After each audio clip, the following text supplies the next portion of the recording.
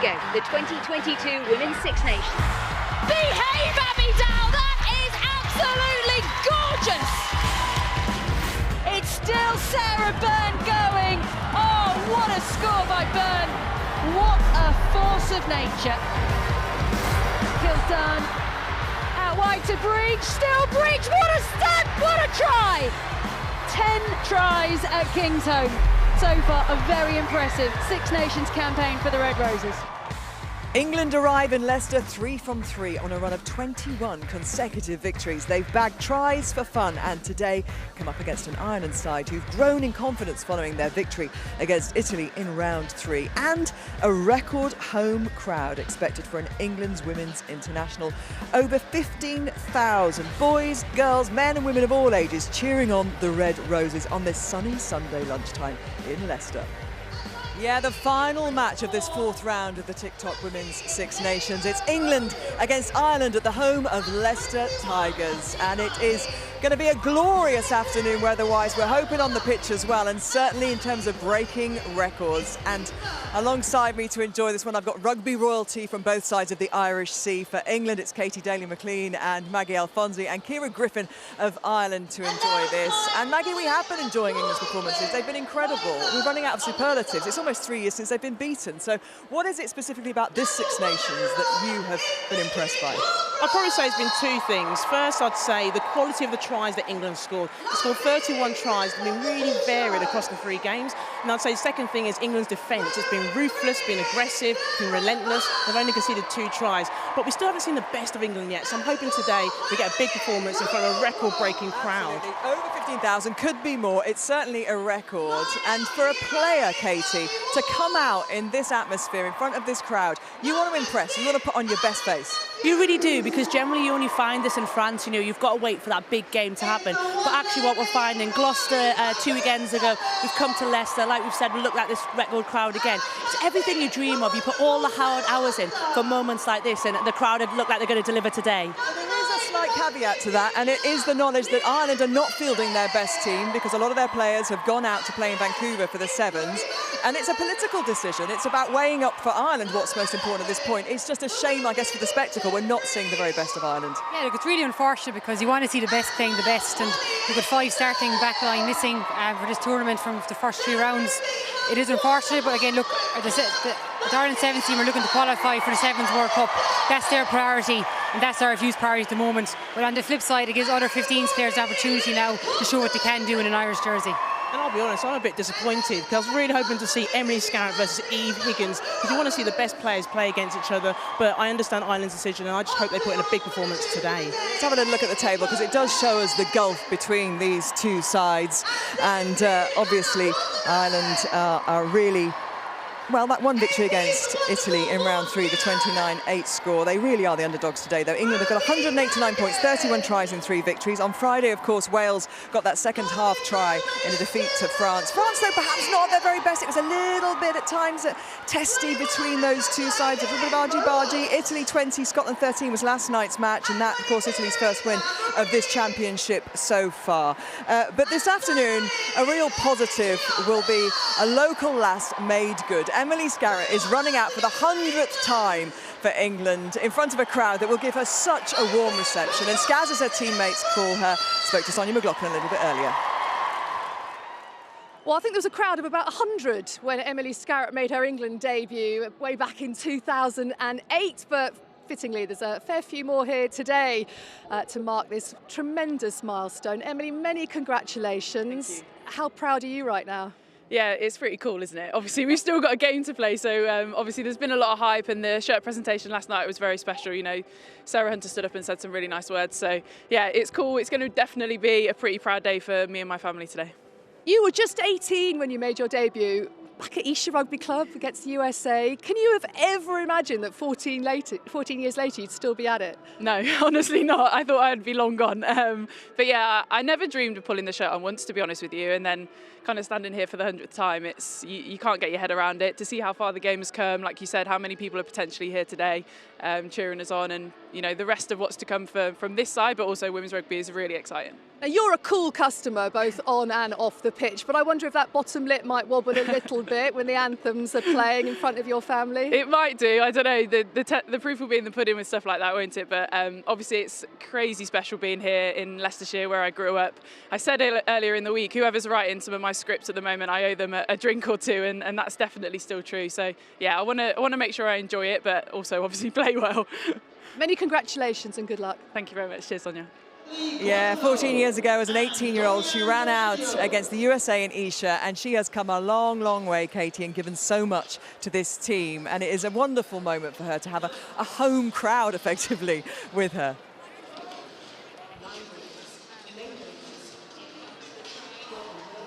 She is just such a wonderful person. We couldn't have asked for any more for her. Like you say, home crowd, she's come back to Leicester. It's absolutely perfect. And she's just an all-round good person. I think everybody knows about Emily's rugby ability, but actually how humble she is, how important this is to her family. And it's just such a massive day to do it in Leicester. You couldn't have wished for any more for her.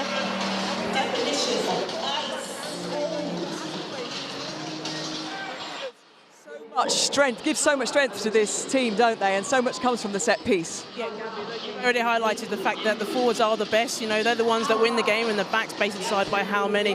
But England's forwards are really keen. There's two dynamic pair that I'm really looking forward to seeing what they do. Starting initially with Abby Ward. She's not on the screen at the moment, but Abby Ward has been phenomenal this Six Nations. She basically started every game, was player of the match against Wales a few weekends ago, and as someone who's been really come into good form. And then you bring on her partner in crime, Zoe Allcroft, who's coming back from injury. Again, you can't see her on the screen, but when she comes up, you'll be really impressed. Well, everything that she's done so far up until this point has been exciting. You know, her coming back from her injury, you know, she's World Player of the Year, so I expect a lot from her today. I imagine both of them will target the Irish line-out, especially as Ireland have got a big injury as Sam Monaghan. Well, Ireland are depleted, as we've said, and up front as well, worryingly so, I think, in the pack. But it's the same back row that played against Italy for that victory, and they are going to be tested today. It's going to be important they are on their game. Yeah, look, it's been a real back row battle today. And look, no one better than Adele McMahon, I think, to lead that charge. You know, she's a really physical player around the park. A Tyrant had the breakdown, really good at communicating with her players outside and inside to get that line speed. And I think we'll see Adele McMahon really targeting the English breakdown today, just to slow down that ball, to give time for that line speed to set.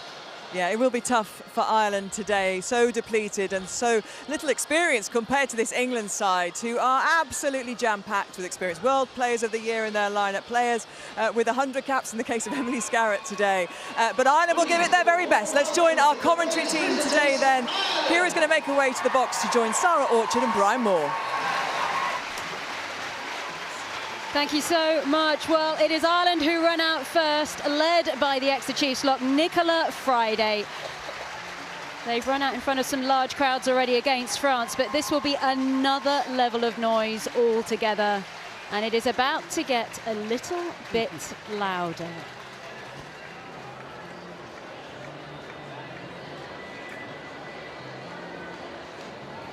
Well, it looks like England are actually making a tunnel here for one very special lady.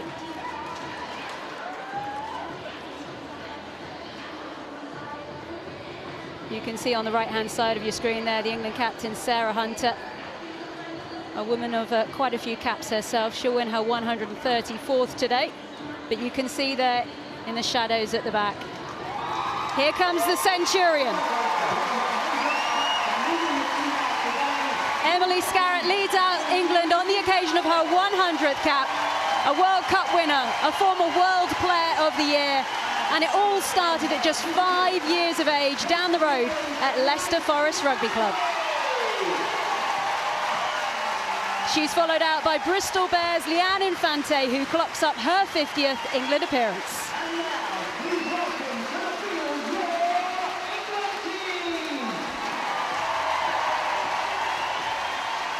A wonderful moment between the two women. We're pretty sure the friends and family here from Emily Scarrett today could probably fill one of these stands on their own.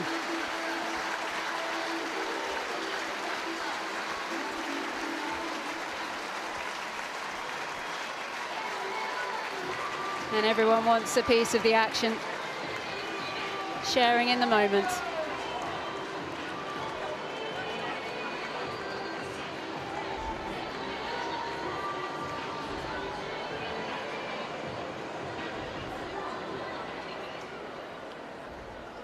Well, rugby will now make its stand against racism and show its support for Ukraine. Racism is not acceptable in rugby, in sport, or in the world we live in. And we will continue to recognise this before every game this season. Thank you for your support to make sure that rugby really is for everybody.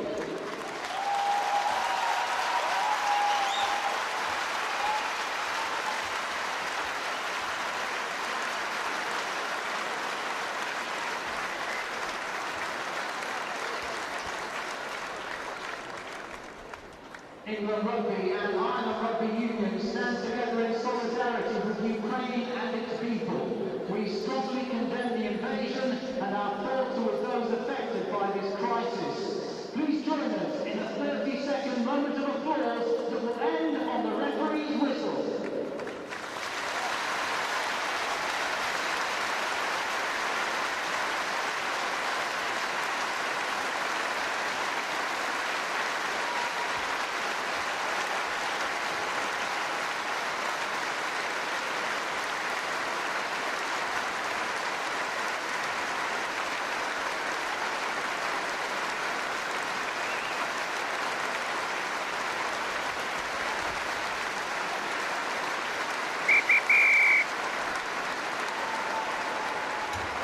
Well, we'll now have the anthem starting with Ireland.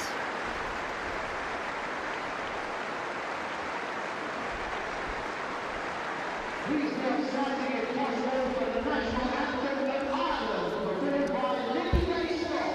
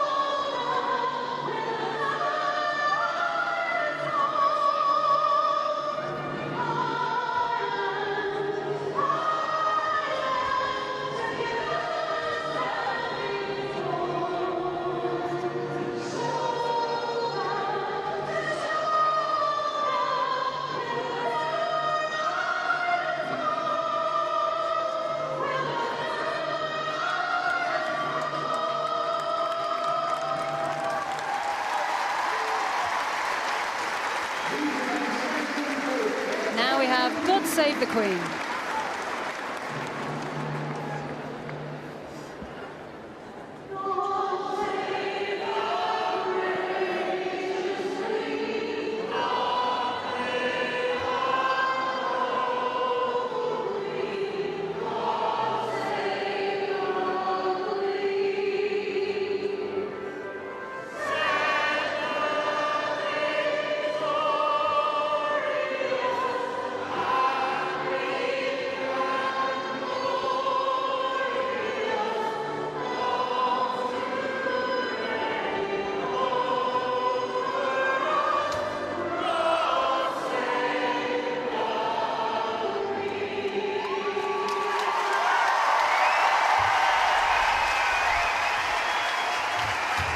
Right, we are now closing in on kickoff, but a chance now to look at the teams.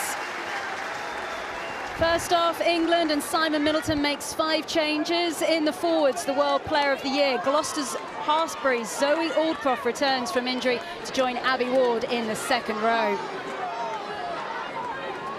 Meanwhile, in the backs, Loughborough Lightning's Helena Rowland wears 15 for the first time. Lydia Thompson comes onto the wing with Holly Aitchison at 13 and Leanne Infante back at scrum half.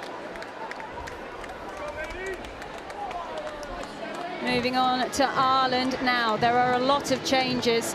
7 in total. There's only 1, though, in the forwards as the head coach, Greg McWilliams, brings in the Leinster lock, Aoife McDermott. That's to replace the injured Sam Monaghan in the second row. Monaghan will be a big loss today. In the backs, 5 changes. Brina Neripu joining forces in the centres. Munster wings, Doyle and Considine taking on the fringes, with Railway Union's Molly Scuffle-McCabe making her debut at fullback. Onto the benches then, and Bottoman and Cocaine are back from injury for England, while Niamh Byrne, she could make her debut for Ireland wearing 23. Our referee today is Australia's Amber Mclachlan. Well, there she is, Emily Scarratt, the woman of the moment, and Brian Moore. A huge day for her and a fitting occasion. Absolutely, and done with a calmness, a coolness, and a self-effacing modesty which belies her savage nature when it comes to being a competitor.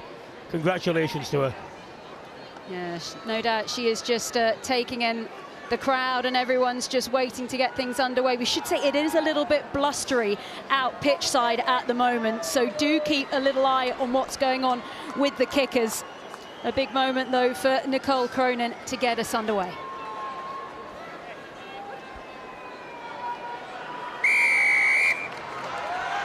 Ready to launch then the final match of round 4 of the Women's Six Nations, as the ball goes deep to Scarratt herself, and she sends it high into the Leicester sky. An early test then for Molly Scuffle-McCabe, all went backwards. O'Connor into contact early on. McMahon.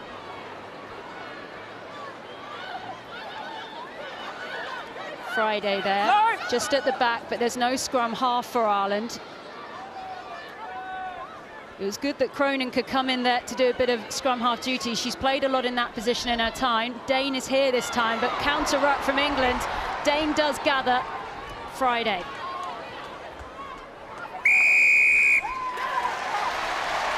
Big whistle, big early penalty, and an early chance for England to progress further up the park. Great pressure there on that work there. Look at double tackle, then look over the ball, nice low position. Marley Packer loves those opportunities. You can't give her too many in this area of the park. And this is going to be one of the difficulties for Ireland, making ground after the tackle. England's defence has been so solid, and if you can't get that go-forward ball, it makes it an awful lot more difficult. Let's step across, I'm on the mark, open, come up. Girls, the gap's too big, yeah? Here. Loughborough Lightning's Lark Davis then goes short to the front to Ward. Abby Ward, of course, player of the match in their last fixture against Wales. Directing the traffic. What a shove. Okay, Ireland dealing this well, penalty advantage. Still moving, try! Lark Davis scores, and England on the score sheet in 2 minutes. Advantage for A collapsing, make sure the girls pick that ball up. Well, you can hear the referee talking about keeping the maul up, but England, having set it properly, and this is the most important thing with the mauls, before you start trying to run forward, get the blockers in first, get the ball to the back, get it so it's balanced, and then, no matter what comes, even though Ireland are doing a good job of trying to drag the maul towards the touchline, England are able to recalibrate, they're able to rebalance it, and when it comes through and they split off at the front, there's no way they can stop that. Yeah, look, it's a really well-worked maul there by England. They even regathered, regrouped. You could see Ireland were going for the splitting the English pack and trying to drive them towards that touchline. Unfortunately, look, the calibre of England, they regained their composure and just got that march forward. A well-worked try. Emily Scarratt taking on kicking duties for England today.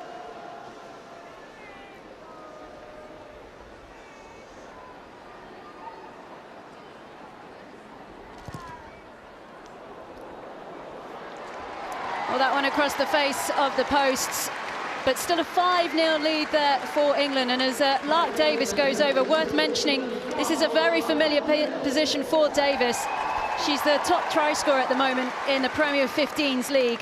Very used to hanging out at the back there from those line-outs and then getting ready for that maul and going over. And that is the sort of try that at Welford Road they've been seeing for about 5 decades. I'm sure you're involved in quite a few of them, Brian.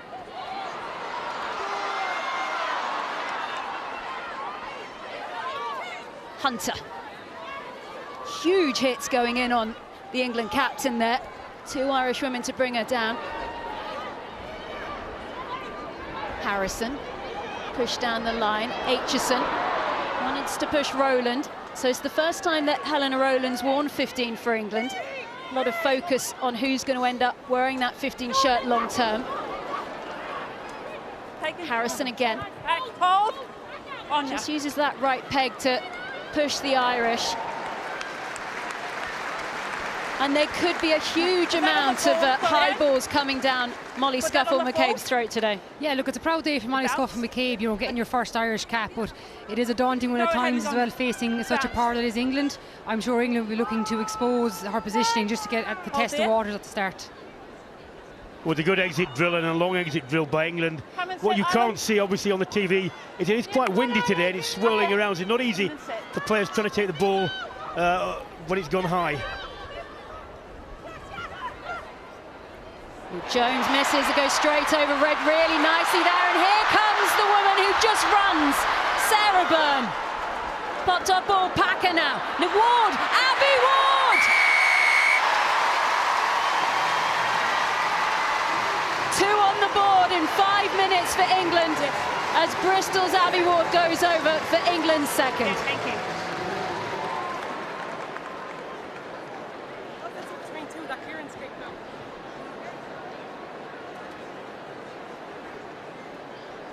Well, there was an air of inevitability, wasn't it, as soon as the line-out went over the back and the space was created. I was watching earlier and Niamh Jones was having trouble hitting her jumpers. As I say, the wind is bad, but that was an overthrow. And once you're into the backfield there's no real alternative for defences when you've got quality and pace and size. We're just checking the last pass, is that correct, Lee? Yes, checking the last pass, please, Amber. Sorry, the last pass and... Yes, just checking the last pass. Okay, thank you. So as you just heard there from our refereeing team, they are just going to check that last pass. We assume it'll be to see if it's a forward pass. This is a long way back from the line out where it was gathered by Infante. Okay, thanks. Well, that wasn't the last pass, that was the first one. Travelling forward out of the 9's hands. Hands are always going yeah, definitely forward. Got a forward pass back on the 22. Correct? Yes, that is correct. Okay, 22 and the 15. No try, forward pass. Good work then by the refereeing team. Yeah, look, lucky escape there for Ireland, but look, that is a warning shot of what can happen from unforced errors. Again, you can see in that line out there was a miscommunication. There was no lift on Nicola Friday. So Ireland now need to settle it there and just focus on the next job, which is the scrum, which I'm sure England will target as a marker for the first set piece. Well, we were discussing this before the game, weren't we? And it's saying that England will be looking to get on top here. The Irish front row, you were telling me that they were difficulty bringing some players through and that specialists. Yeah, exactly. Look, England have such an experienced front row, and I think this will be look, it's a learning curve for other players as well. But this will be a real test of this Irish back. Bind. Right. Wait for my call. Let's make sure we are in on a bind for me as well. Let's reset, girls. On the near side of the screen there, you can see Vicky Cornborough wearing one there for England, going up against Christy Haney, that you can see there. Only a third cap for Christy Haney, taking on Cornborough, who really is an ever-present in this Simon Middleton side. It's very rare you ever see her not named. But it's an Ireland penalty, and they will celebrate that. That's a big win. That's a big mini win there for Ireland, just to get that dominance in the first scrum. They'll take real confidence from this. It also gives them a good opportunity now to clear from their 22 and set up an attack. See Christine Haney doing well there, getting a shoulder down and round from tight. It means the angle of shove, it means that the pressure is dissipated completely. As soon as you see there is number 3 here, she's turned her in. I'll come over that side. That's right. And Vicky Cornborough is making clear to the referee that it wasn't her fault, but she's got to get tighter and she's got to get under an opposite number. Taken really nice in the air by O'Connor. Here come the Irish, taken forward this time by Breen. Dane, good support by the captain Friday. Cronin looking for her options. That was Dorothy Wall looking for work there in that back line. Go on the ball, leave her. Hold there. Dane is struggling there. The counter-rucking from England, really pressure. Just pounding down on the Irish to hold on to the ball.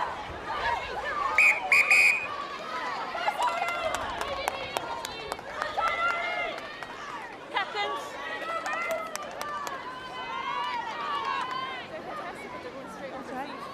Let me speak here. I've stopped the play here because I've got 2 and 7 pushing around on the ground. 2 for your, 7 for yours. Let's keep it clean throughout the game because we don't need that. Green up in possession, so it's going to be a green scrum. Okay, cool. So have a chat to your girls to leave it off the ball. Okay.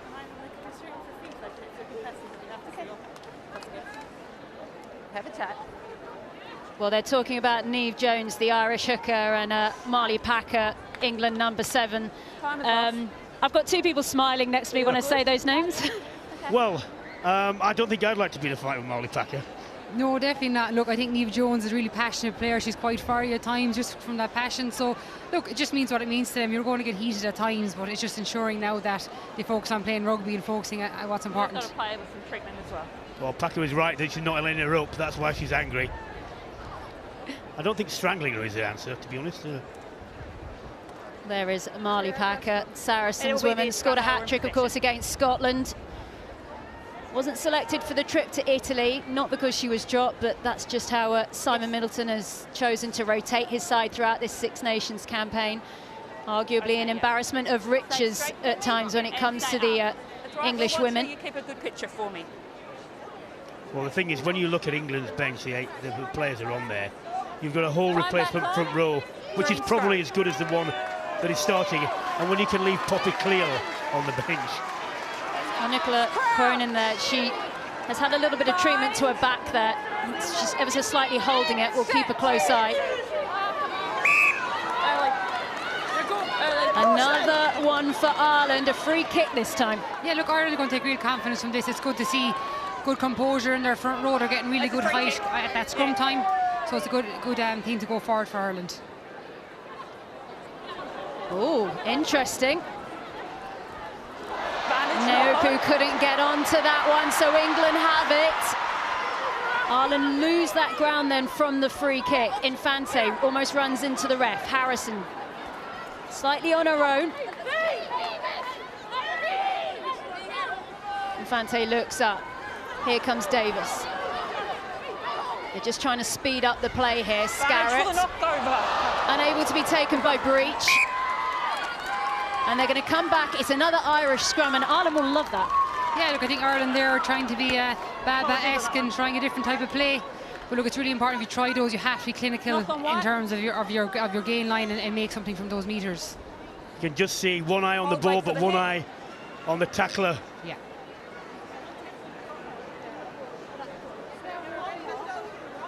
Just hold on the head. Jess Breach back for her second appearance in this Six Nations. Had a real tough time with injury over the last year. Ankle, shoulder, back. She actually broke her back and has come back from that. Incredibly strong woman for the fortitude after that succession of events. Well, England turned up at this scrum. What a shove. There's the penalty. They did not like what Ireland have been doing to them. Scarrett with the hack on. Aitchison is there. Really good run back by Scuffle McCabe, but they'll come back for the penalty. And that was a scrum response.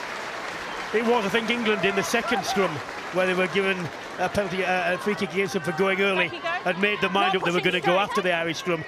And the simple timing and what the Irish tight head couldn't do this time, what Christy Haley couldn't do was get her shoulder down.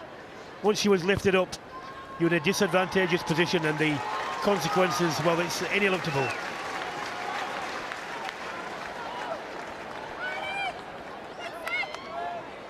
Well, England's opening try came from a very similar position on the other side of the field. Drop ball.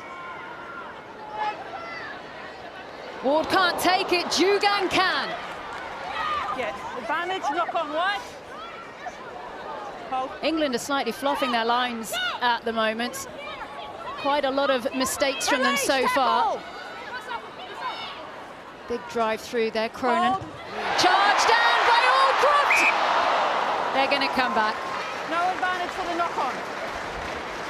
It was always advantage, but we should also mention that the try areas here at Welford Road, they're very small, so it'd be very impressive if she'd have managed to get that one.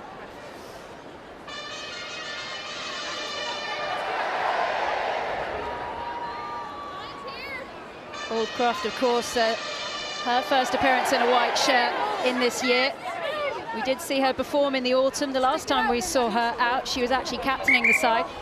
But she's coming back from an injury at the moment. To go into. Let's make sure we get that mark. She can play back row as well, but packing down alongside Abby Ward today.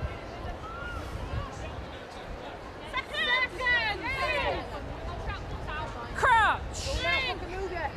Bind. Set. Well, England seem to have figured this out. And they're going to take this one quickly. Infante looks up, pass down the line. Scarrett back inside to Aitchison. A little bit of a decision-making of which direction to go for England. Options on either side. Decide to bring it back towards the middle. Infante again looks up. Harrison is there. Aitchison with the long pass, but there's so much wind. It is so blustery out there. Those long passes are going to be such a risk. Completely. I'm kind of surprised with that one there. I thought England would take the set piece, considering that their last line out so it resulted in a really strong drive, and their first try came from a maul. So I think they might be looking to calm it there inside the Irish green zone.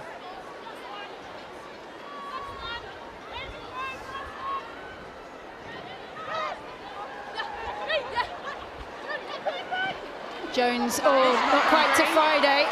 Ward has it. Little knock on the ground. First one by Green in the line out. Well, if you look at how many movements there were in that line out from Ireland, as a hooker, you're waiting for the trigger point, and he doesn't come with the dummies here and there. You only saw the end of that. There are at least 4 movements before there. And of course, if you have 4 or 5 movements, there are more things to go wrong, and unfortunately that's what happened.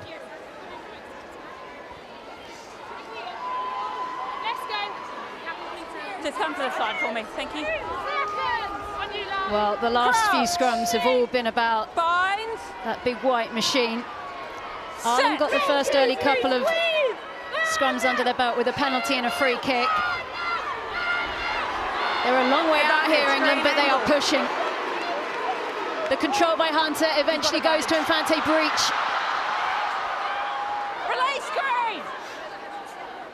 Spun out ball, Aldcroft support on her shoulder through Matthews.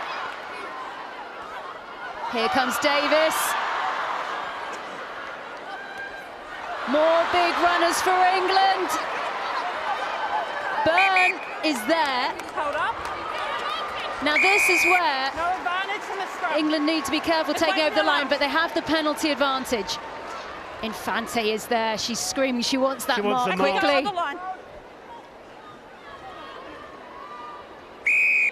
Number 1, angle. So that's the 4th penalty Ireland have conceded. And this set piece is going to be a concern.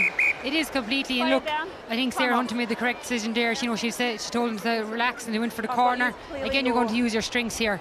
But Ireland now needs to settle down this set piece, focus on either locking out their scrum or at line out, working out to counteract the English maul. No, they've got a nice, good straight picture for me. I need you to have that same picture. As always, discussions about what is or isn't going on in the front row from people who don't play in the front row and have no idea.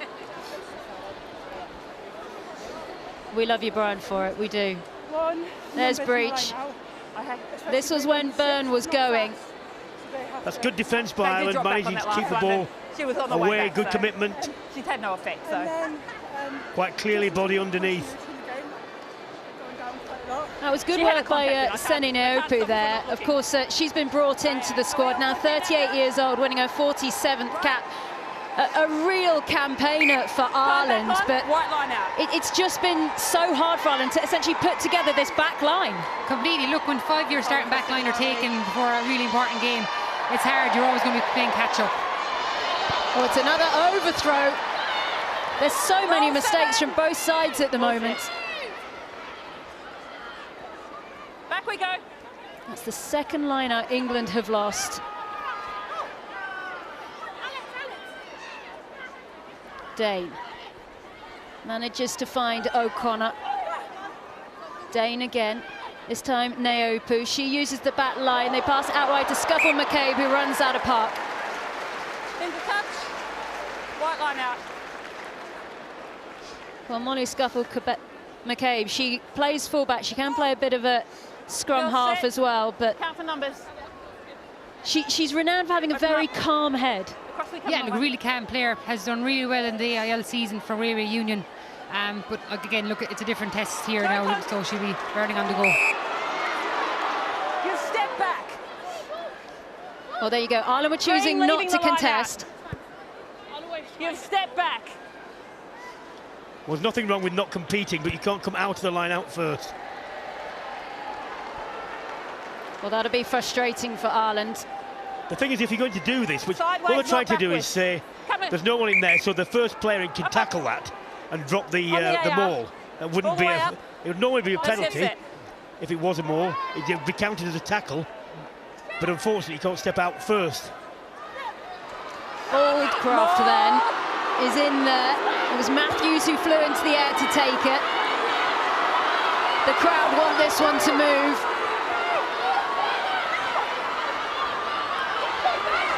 Getting quite close on that far side.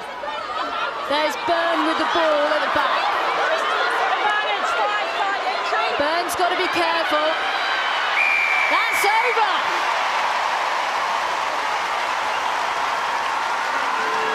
Sarah Byrne happy to just plot that one down and get England second.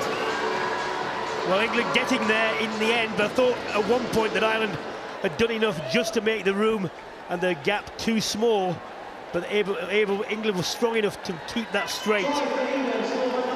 Yeah, look, I think Ireland did a really good job. Everyone hit at the same time. They all drove, legs going together towards that touchline. But just something to pick up on here. Ireland had given away another penalty in this area, so something you need to be aware of going forward, because once you would you paint that picture for a ref, it's what they're always going to see. So close there, her feet. I think it's been well marshalled there by the scrum half Leanne Infante, who was watching Byrne's feet for her. All clear, Ember. Sarah Byrne was nominated for World Player of the Year in 2019. Yes, right, that was the year that Emily Scarrett actually won the award.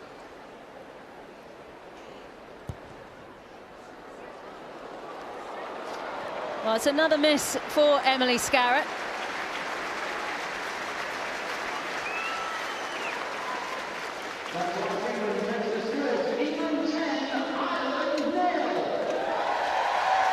Sarah Byrne's 19th try for England. One more, nice number in 20. When you're ready.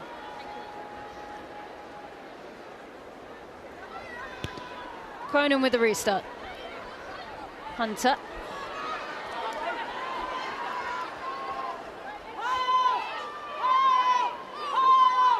Infante finds Packer. Always makes a really awkward body position. Waiting is Davis. She's slightly on her own. She was on her own, and Ireland were on top of that like a rash. Well won there by Niamh Jones. Niamh Jones, her body position, she's excellent in terms of getting low over that ball. Again, a good opportunity for Ireland here now to kick the ball finally into the English half. That's a good lesson to England. You can't make shortcuts. You shouldn't start, because you're doing well, you get on top. You can't start running, you know, first of all, it was from Molly Packer, didn't get a running start. She was stuttering when she got onto the ball. She had overrun the ball, and then you're isolated with the next carrier. And against good teams and good defences, you won't get away with that. Sit there, thank you. You can see there, that's Greg McWilliams there, the Ireland head coach. Only came in at the end of last year. This is his first Six Nations campaign in charge. He has previously been an assistant coach in the system. Friday, that's a better line out then by the Irish. That's moving, and Jones has it at the back. Dana's arrived. Managed to get it to Breen. Good support over the top there by Doyle as well. Popped off to Jugang. This is the best platform we've seen so far by the Irish. Friday, huge hit going on her. Huge counter-rucking coming in by England. I don't think you'll have to hit the 9 though. Tackle, release wide. That was ferocious. Ireland have got that one back. That was hard fought. Jones. Hold. Still Irish ball. They're calling for it now. The number 8, O'Connor. Dane wants to bring it back towards the middle. Dane directing traffic well so far. Passed off once again. Big hit going in on Friday there, who's taken a lot of ball. This time we see Considine. McDermott. Friday is there waiting for more. She's carrying a huge amount of ball, the skipper. Cronin. She has to take it into contact herself. We see in the end that McMahon comes in.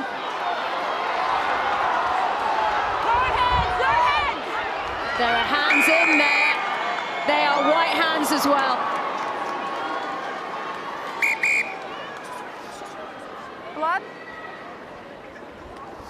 Sarah Hunt has taken a knee there. She's just going to receive a little bit of treatment, but that was an absolutely intense passage of play where Ireland did brilliantly to hold on to that ball. Yeah, I think Ireland take a lot of confidence from that in terms of they went through the phases, they were patient, they resourced their works really well. They two strong counter-attacks from England and they still regain regain possession. So you'll take a lot from that. You just see your replay there, that was a penalty. I think England will be pleased with their defensive sets, and I just wonder, with the number of Irish players that are missing, whether had they been there, that might have been the spark that they needed. You know, they're going through these sets, they're going through the phases, just need that X factor to make the break, to make the difference. Completely, just to take an opportunity and go once, because it's not often you get many opportunities in this area in the park against England. Well, this was the penalty. It was hands in there by England. There's still a bit of treatment going on to the England captain, Sarah Hunter. So that is the pause and play. Make sure they're not taking the Irish halfback as they're driving through. Okay. Well, you just heard there coming out that they are feeding into the referee to keep an eye. She's bound in and then put her heads in. So that was feeding into the referee, exactly what Brian was saying there, just keep an eye on Catherine Dane being taken out. Well, it was quite obvious, to be honest. Real good. You happy there? Well, look at that crowd enjoying the sunshine here Shot it called. at the Mattioli Woods Welford Road Stadium. Early start for everyone today with the early kickoff, but certainly having a good time. And here we go, Nicole Cronin is going to be kicking at posts.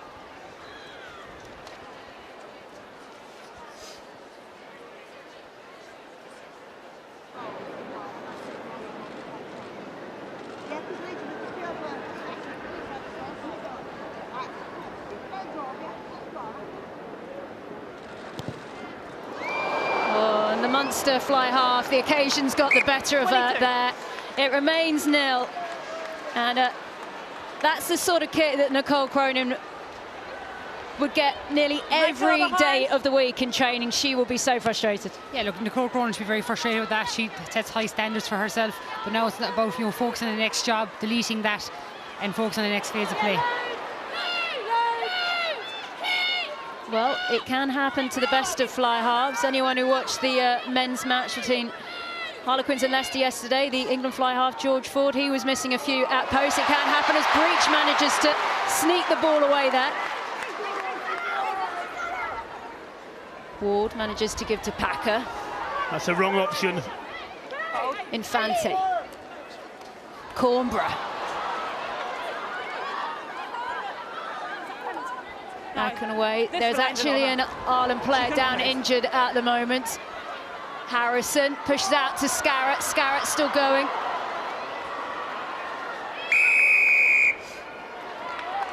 It's going to be an Irish penalty. England holding on the floor. And England continuing to have problems with their continuity, either not getting players there Play it down. in time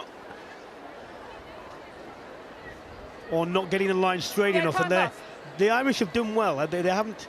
It hasn't been recorded on the scoreboard, but I would think taking England to nearly 25 minutes at 10 down, they'll be very pleased. Yeah, completely. Look, they are a big thing. I think looking into this England game is England have one of the fastest ruck speeds, and you need to slow that down for you to set your line.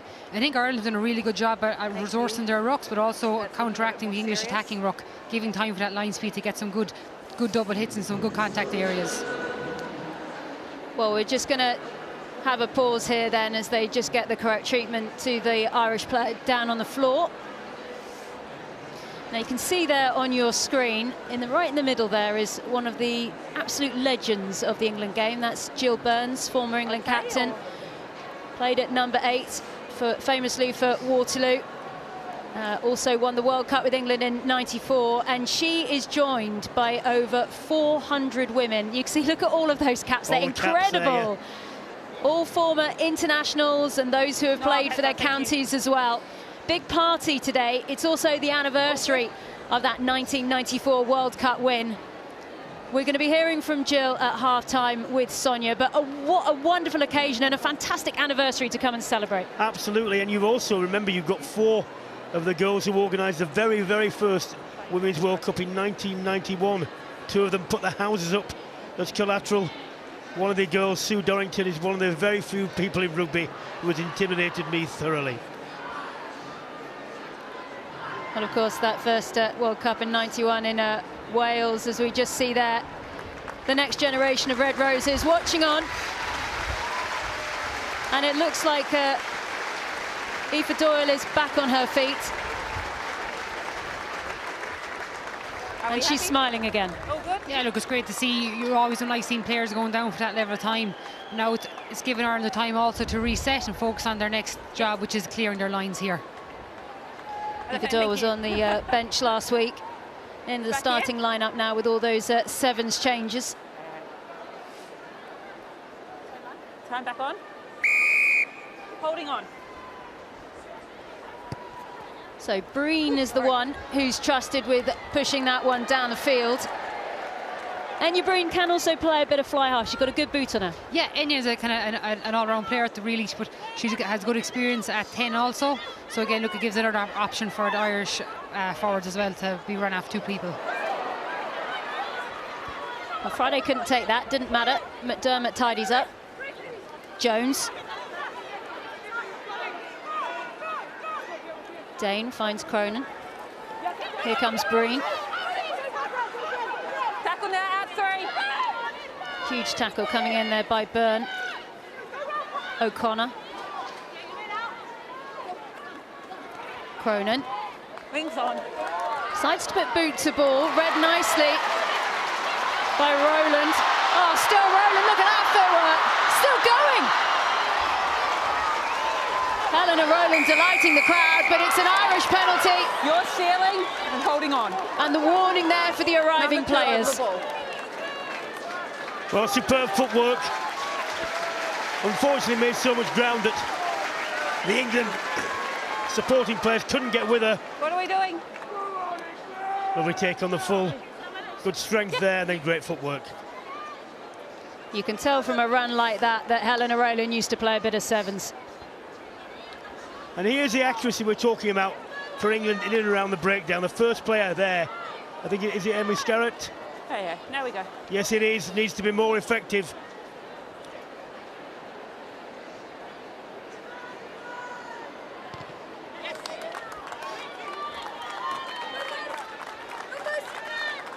Well, Ireland haven't had too much joy from their last few line-outs. Off the mark, line is the mark. They will want a slightly more clinical set piece.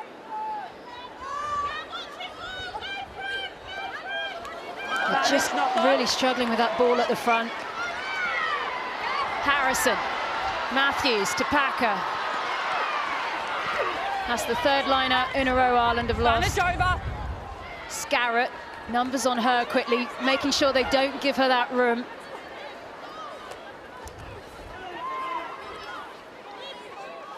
Thank you, 5. Harrison, Byrne. Still Byrne, she's so tricky to tackle. It's Jugang who drags her down. 7th carry for Byrne now. Through the middle, that was Matthews. Harrison. Looking for work again, Rowland. Got support on her shoulders there through Cornborough. Number 12 needs to roll. 12, not rolling. And that is better from England. More variety in the point of attack, and the point at where they're taking the ball into contact.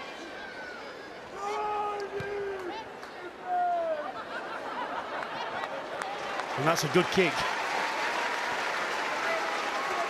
You've been in a fair few Irish line-outs, Ciara Griffin. Your thoughts? Yeah, I think Ireland need to slow it down. It's like they're rushing into their calls. Just think you have more time than you think, and often the easier option is the best option. Just straight up, down, get rid of that ball. You want to win the ball, and the easiest way to do It's amazing, isn't it? When things go wrong, people make them more complicated. Yeah. We've got to do something that has even more chance of going wrong. People keep saying you don't want ball at 2 in the line out because you can't use it. I tell you, well, it's better than having no ball. Exactly. If you can win it, at 2, set a good maul, walk it up a few metres, it gives you a platform. You always want a platform to work off. We'll stop for you as well. Just on that pass play there, one player, if you saw Adele McMahon shooting out that line twice, closing out Emily Scarrett, give her no gain line, and again there in the second, in another contact a few minutes later. It's just great work rate from a back row, and that's what you need. You need the back row being a menace. Let's hold, Dorian. Get it a hold. What price into the catch and drive here, I would think. Hold. Yeah. Time back on. Davis long towards the back, taken then by Aldcroft. 2 of England tries have come from this position. Is it going to be a third? Still Davis with the ball. Dragging, spinning. No, they've held it up. Good defence by Ireland. And actually England, that's not... a revel of mess here. That's too much of a mess, not good enough. It's okay. On the 5 white. Well, there you go. Simon Middleton and Lewis Deacon there are going to pour over what happened here. It was a good catch, it was a great drive, it just didn't finish. Well, look, they've in control there, the ball is there, the screen is there, and actually, whoever got in, I think it was McDermott in the end for Ireland, if she got her body in the way, it was a brilliant piece of robbing work. So, of course, it's now a goal line dropout when you're held up over the line. Here comes Scarrett. Support was with her, didn't use it. Keep going, Green. Davis. Harrison. Ward.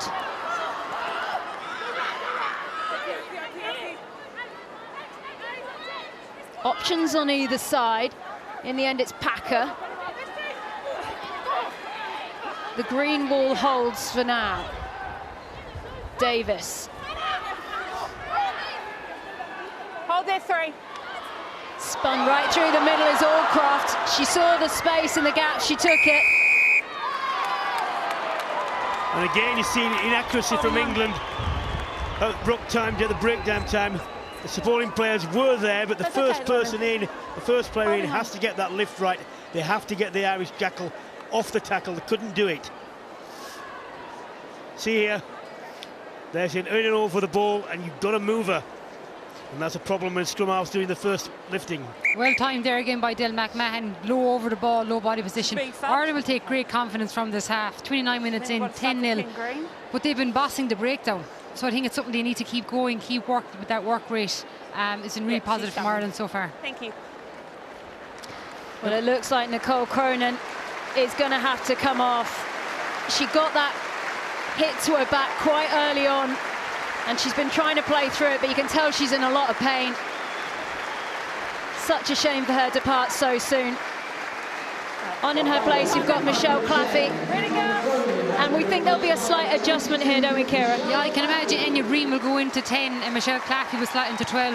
Enya Breen has that experience at 10.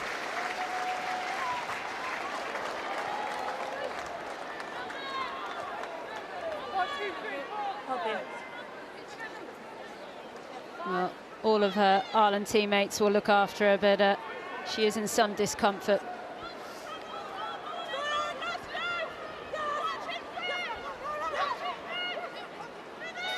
O'Connor. Dane manages to find her woman. Straight into the action goes Claffey.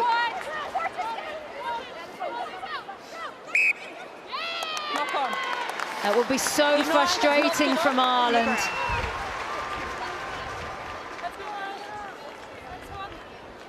White scrum. Ireland appear to be running this move off the back of that line out where they're running across with an inside of 12 ball crash. But you're running into traffic, you're running into strong forward pack, it's always going to be a collision zone. So I think they maybe need to just change up that platform. Yes, thank you. Well, you can see there just packing down is Sarah Byrne. She's going up against Linda Jugang, the Irish #1.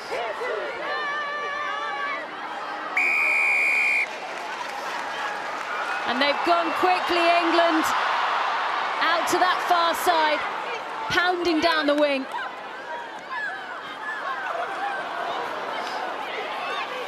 No. Well, it looked like Infante just lost her feet there. Knocked on, Irish advantage. Hold here. Dane gets it back. Stop, Green. Good for Considine to get that one away. Advantage. Knock on. They're going to come back then for the knock-on. Knock on by White, green scrum. Not now, we've got the scrum happening. Awesome. Keep your knees, feet under you, tied up. Just again, unusually, head up, not on the ball, watching who is coming in to tackle. You have to say those handling errors from both sides will be a worry for both coaches. Crouch! It's Lewis Deacon in the middle of your screen there. Scott Beamond on the left, and hidden behind Deacon there is the head coach, Simon Middleton.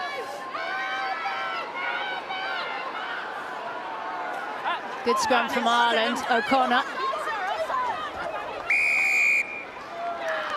7 offside, broken early. Warning against Marley Packer. Yep. No problem with coming from that position to tackle, but you can't leave the scrum before the ball is out. Can't leave your bind.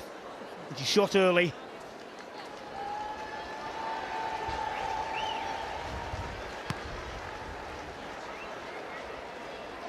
And Marley Packer's having a frustrating game for England at the moment because she is usually the centre of everything.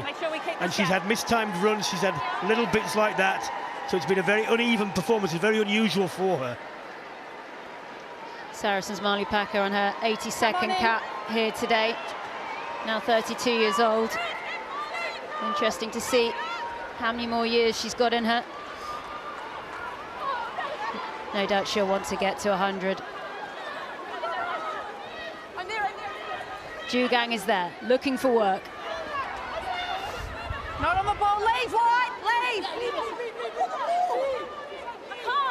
Slow ball for Ireland. Good running lines, and over the gain line. Neupu. Here comes Wall.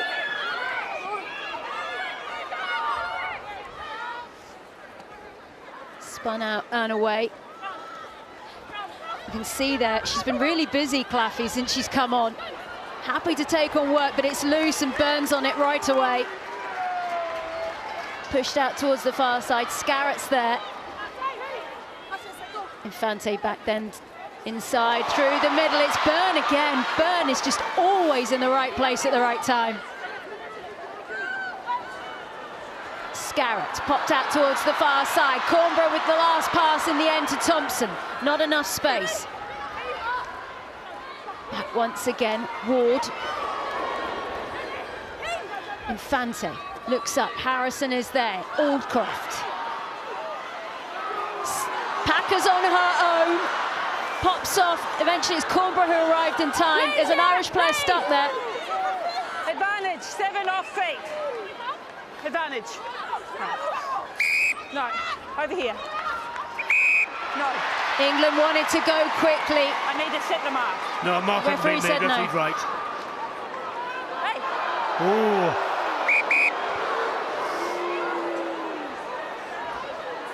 Neve Jones again. Yeah, look, a bit of actors there again. There's no need for it. Focus on the game at hand. I think, look, a bit of frustration with it coming in at this stage of the game as well. Take your girls back for a second for me. I'll deal with it.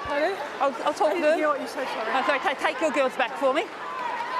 Just leave your girls there for a second. There's no try because she's not on the mark, so the penalty's coming back. They'll be looking for the punch. Well, I'm going to see that. And we're going to see if my AR's got anything, and we'll go from there. Hookers, can't trust them. You don't see anything? All I've seen is 2 run in. I haven't seen any action by White to start it. Lee, have you got anything on that one, informally?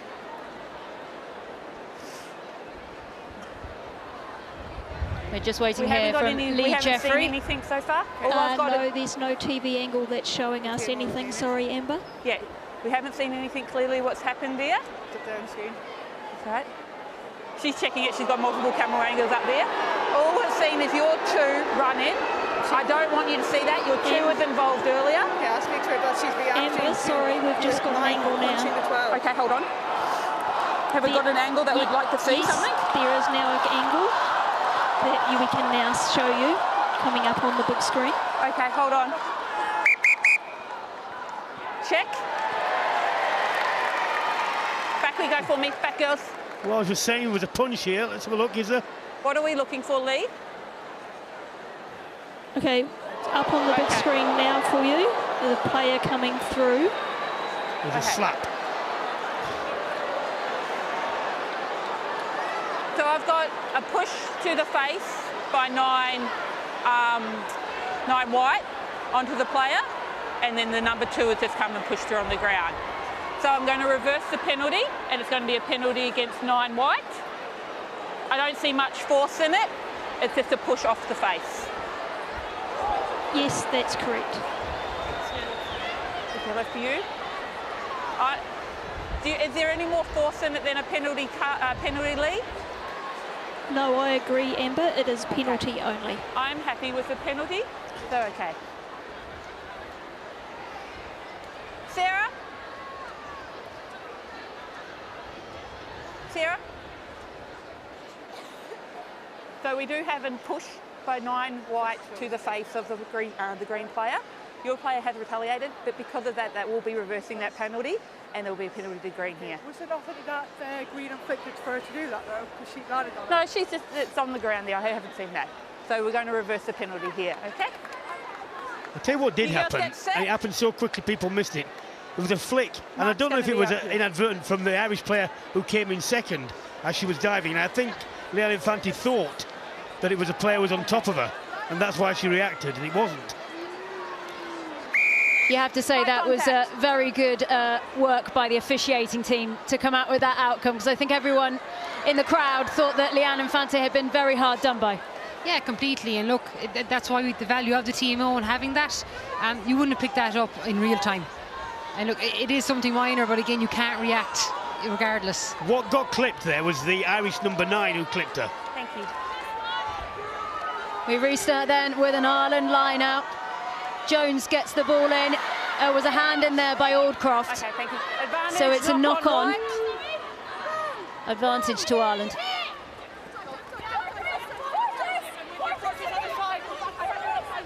England really contesting there. It's hard for Catherine Dane to get this one away.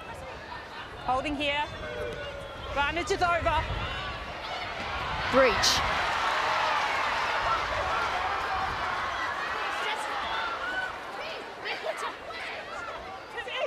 Infante finds Aldcroft. You can feel the collisions in the stand. So strong. Scarrett. Rowland. No. Harrison manages to find Cornborough. She decides to straighten. Hunter. Packer. too static though from England. Harrison again. She does have a runner in Matthews, but on her own again.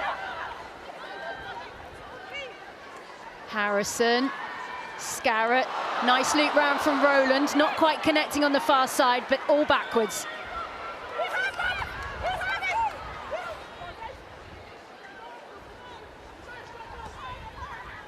Hunter. Ireland really contesting to make sure England don't get that quick ball they want, but it's a breakthrough by Harrison. 3 Ireland players push her back. Aitchison, Cornborough again. She had a fellow prop Byrne with her. 3. Again, another well-worked defensive set by Ireland, forcing England to seal that ball. Again, it's just a threat Ireland have been posing at that breakdown. They are looking for the poach, and the English are just rushing into that to stop that disconnect, force them off their feet. Well, England just not able to string enough quality phases together. They're in 2 or 3 where the ruck speed is good enough, but then they're having one that's overrun or put behind the runner, and they just can't break the Irish defence, who, to be honest, are doing very well.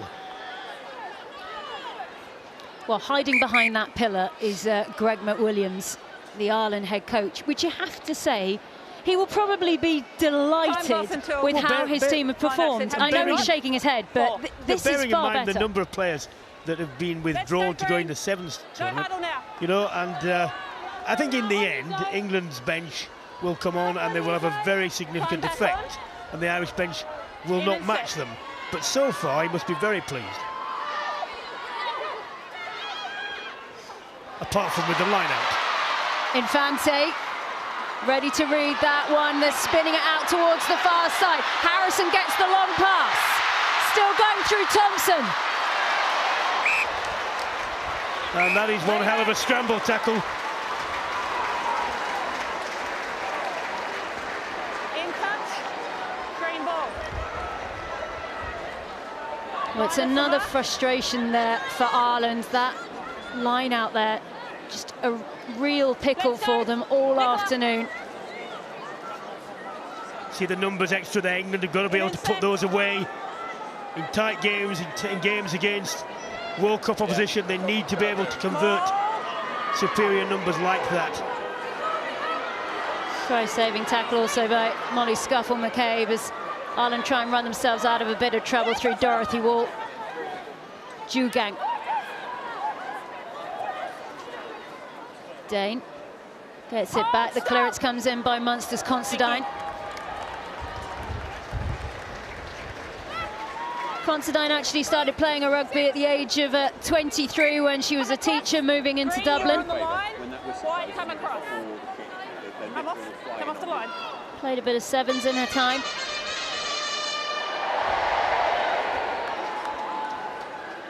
Ward has to take that one to ground. Let's use now. There's no scrum half there. That's what England are waiting for. Packer takes. Cornborough. Stay up, 8. Pass to nothing. Harrison does well there to feed Aitchison. Scarrett.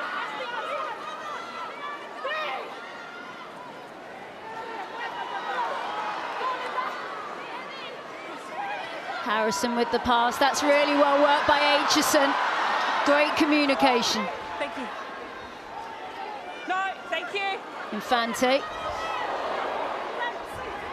Hold. Breach. Supporting from Byrne. Roll. Breach still in there to play scrum half at the moment. England have spent so much time this 22. Crossfield kick, there's a win there. Remember, Thompson can't quite take it. Scarrett out there. And that is the half-time whistle. Impressive then from England, but you have to say Ireland, with all the changes they've had, they have come here to fight for this. The half-time score at Welford Road, England 10, Ireland 0.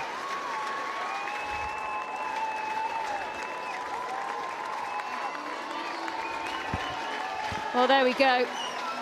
All of the crowd going to go and take a rest, as are the two sides. And those England faces, Brian, you can tell there's frustration. Well, I tell you the difference. The Irish side ran off this field, almost sprinted. And you could see determination, and you can see England are very frustrated. And they should be, because things have not been going right. There's time to put it right. You don't always play well, but Simon Middleton and the England players must know they need to be much more accurate in the second half. Well, that's it from us here as we head back down to pitch side. Thank you very much, Sarah. Yeah, I think it will be Ireland who will go into the half-time talks feeling a lot more upbeat and positive about the scoreline, that's for sure, that they've kept it down, because after those opening exchanges, Maggie Alphonse, and England came out of the traps, didn't they, scoring within 2 minutes. It looked like it could have been a really harmful scoreline for them to come back from, but actually they've done so well, Ireland, to contain England, and the error counts at the moment, they're all England's. Yeah, Gabby, I'll be honest, it's been a feisty game. It's been a fairly mixed game, and like you've already highlighted there, England had the first fast start, and then I would say Ireland have been all over it in terms of the defence. I mean, it's been exciting to watch, and what we wanted was a big game for a big record crown. I've been really pleased with what I've seen so far. And Kira has got a turn of pace still, because she's made it down from the commentary box, which is no mean feat. It's all the way over there, against the wind as well. Just singing Ireland's praises, actually, Kira, in terms of the defence and the way they, at the beginning, had to kind of withstand a barrage from England. And didn't let their heads dip, didn't feel kind of deflated about those opening exchanges, and kept themselves in the game. Completely. I think Ireland will go into the half extremely positive. They've targeted the breakdown like we said they should. They slowed it down. They've given time to the set. How many turnovers have they forced? Niamh Jones. 6 if they forced. 6. Niamh Jones, Adele McMahon. Tyrants at the breakdown, which is what you need. It's that energy. It is exhausting, but it's what you need, and you can see real heart in the Irish performance, and hopefully more of it now in the second half. Yeah, a very deflated Ireland side, I should say, obviously having to lose players to the sevens as well. But it was the rolling maul, wasn't it, of course, that was successful for England, as it has been in terms of getting the tries. Let's have a little look at the story of the scrum, though, because that was an interesting area. Up front, Ireland were always going to be weaker in terms of experience, and the first 2 exchanges, they came out on top. Yeah, it was all Ireland to start off with. So Ireland win the first scrum, England collapse, and then the second scrum they get a free kick because England are going in too early. And then after 9 minutes, England start to dominate. It's like someone told them to switch on, and all of a sudden they had that secondary drive. They're working as a pack, a complete 8. And Ireland were just unable to get their secondary drive in. But it just says a lot about this pack, this team. They're really starting to figure out when it comes to really putting in a good performance against what is a strong Irish pack. They're learning to really communicate together, and that's what really led to their initial tries. Yeah, and the England errors as well. You know, there were balls going off the top of the line. Now, weren't playing conditions either. You know, too many balls were kind of getting caught in this wind. Too many attempts at kind of missing out a player when they didn't need to. They could have just kept things a little bit tighter. And knowing Simon, I think he will be furious about that, to be honest. Like we've touched on, there was far too many errors, but for me, a lot of these errors came from us fighting conditions. You know, we talk about the line out, throwing to the back in this wind. It is very gusty down here at pitch level. And I just think England tried to overplay a little bit too much early doors. It just made us a bit vulnerable to what Ireland wanted to do. And I think, like we've talked about, Ireland had some very good attempts at breakdown, a little bit of Helena Rowlands there. We haven't seen a lot of her first game at fullback. Have Ireland not kicked because of conditions or because they're worried about her in the backfield? That will be a fascinating second half battle, especially when this wind changes. Yeah, I wonder if that will actually change Ireland's tactics in the second half, because as Katie says, Kira, there hasn't been a lot of kicking. When they have, the kicks have been good, they've got distance. So do you see them exiting a little bit differently in the second half? Yeah, I'd imagine you're looking to use the wind more if at your back, looking to kick downfield, get that green wall. Enya Bree now is slotted into 10, has a really good boot, long kicking game with her. So I think that's really going to help. And again, it's easier to kick the ball at times and run it in terms of energy, and Ireland will need all their energy for the second half. Yeah, sometimes the occasion as well can get to you, and it felt a little bit like England in those early kind of moments in the match with those errors, were just perhaps not doing the simple things well. You're absolutely right, and we talk about this a lot. When things aren't going well, and I think Brian mentioned it in commentary, for some reason we overcomplicate it. And England, look, they're in front of a big crowd, and Emily Scarrett's emotional 100th cap. You can see that the emotions got to some of those players. And that first, 10 minutes, we saw England got their tries, but then after that they started to slip away.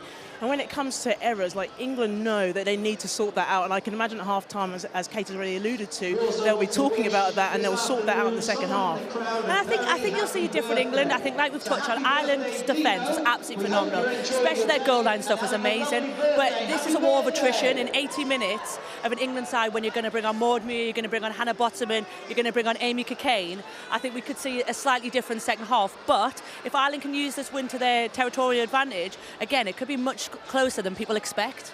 OK, we'll park it there for just a moment, because today isn't just a big day in terms of record-breaking here. This is a record-breaking crowd for a women's international in this country, which is fantastic, and the atmosphere to match as well. But the 24th of April is a very important date in women's rugby, which if you're a student of the sport, you will already know, because back in 1994, England won their first ever World Cup, and many of those women are here today, many women who are pioneers in the sport in many ways, and one of the squad from that day is speaking to Sonia Mclachlan.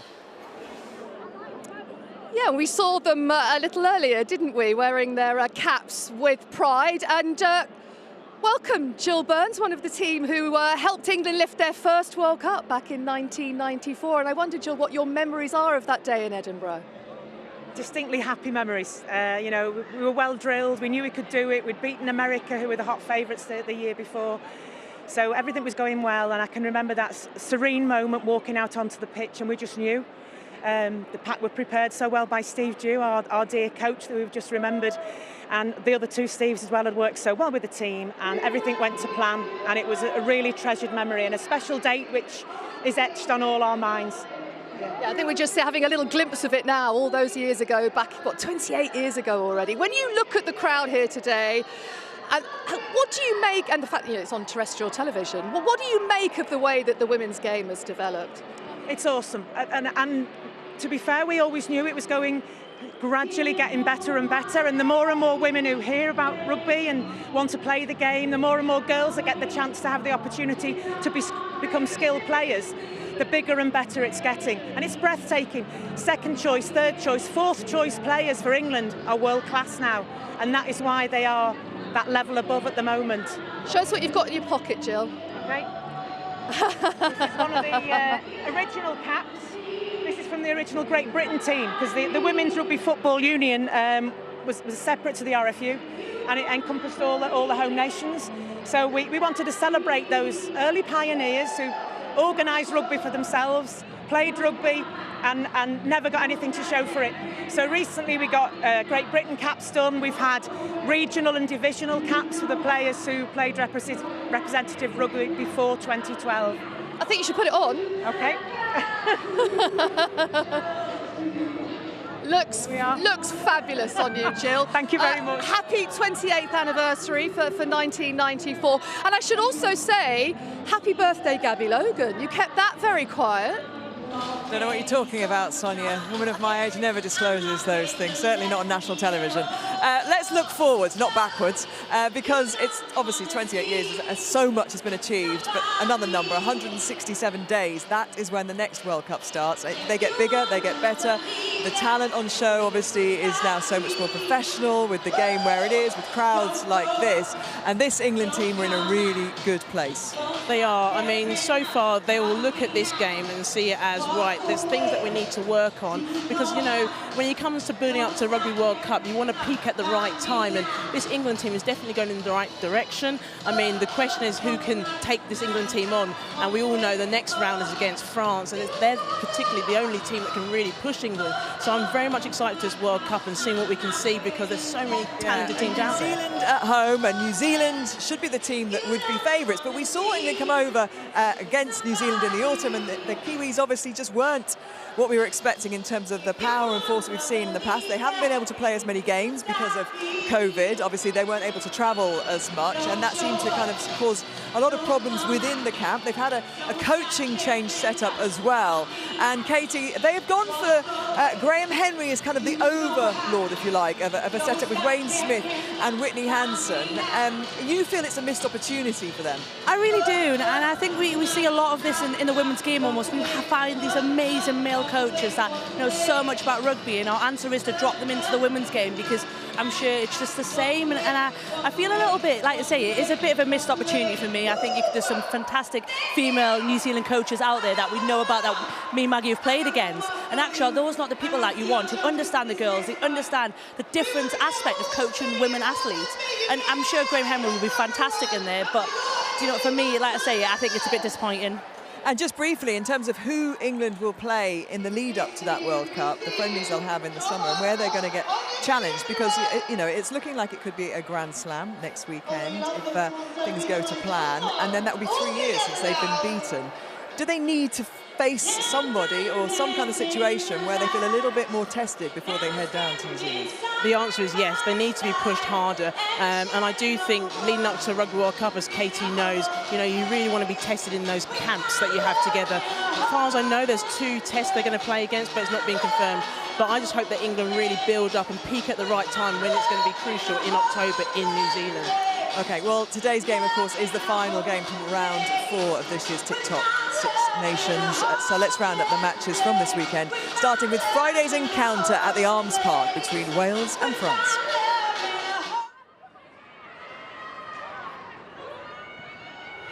And there is Sansus, again just testing that defence, keeping them honest, and there's space now. Sansus cuts back inside, sidestep, she's over the line, has she got that ball down?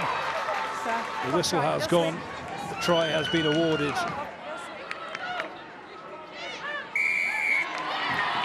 Penalty Wales. French hands in that ruck, not releasing. And Kira Bevan looks to take this one quickly. Scampers upfield and chips the ball over the top into the hands of Chloé Jacquet.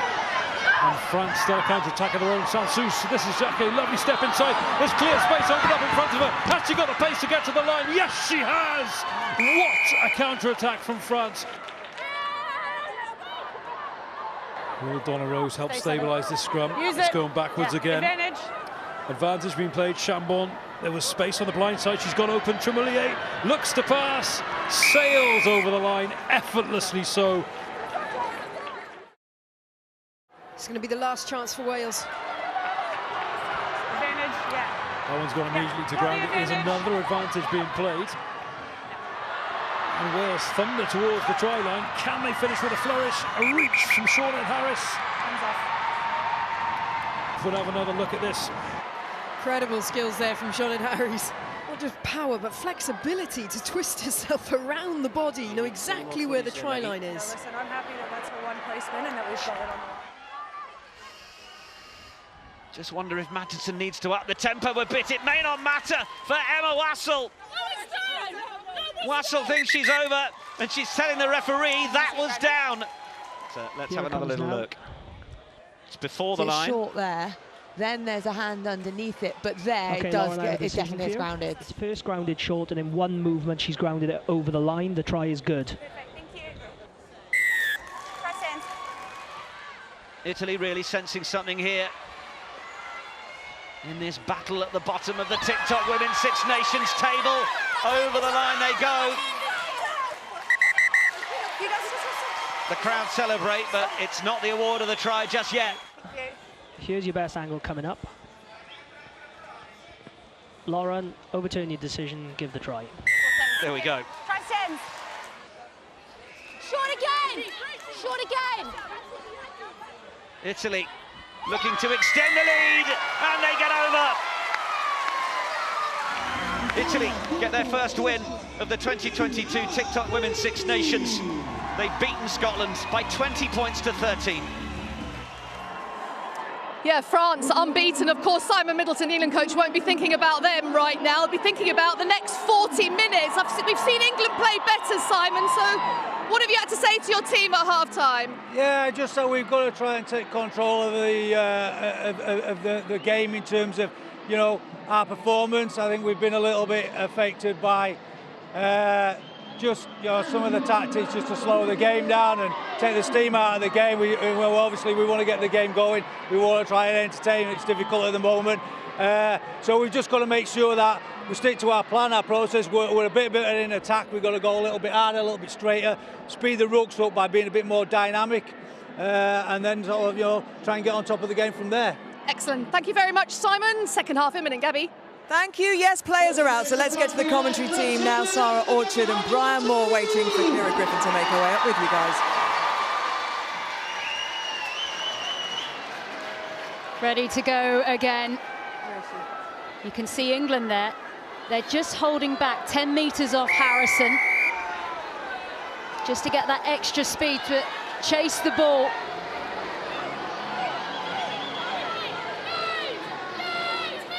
Dane, popped off ball. Getting involved there was McMahon. Green. Advantage to England, who recycle. Packer. Advantage over. Infante manages to find Matthews. Matthews, of course, keeping Poppy Cleal on the replacements bench today.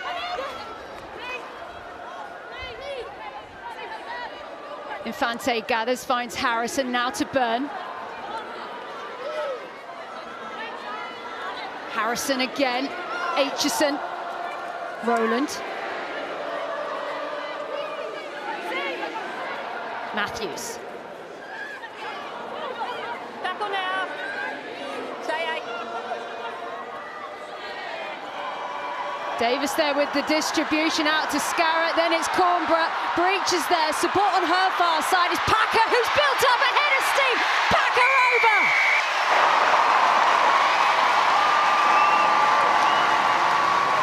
Marley Packer has spent nearly the whole of half-time thinking about that moment.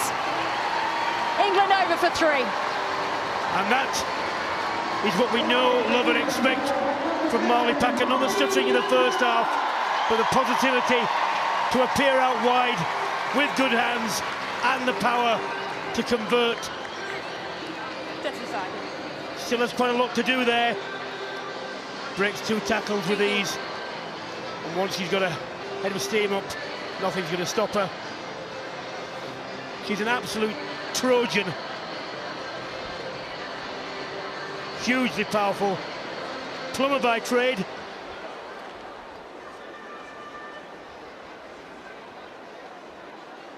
Absolute rugby player by nature.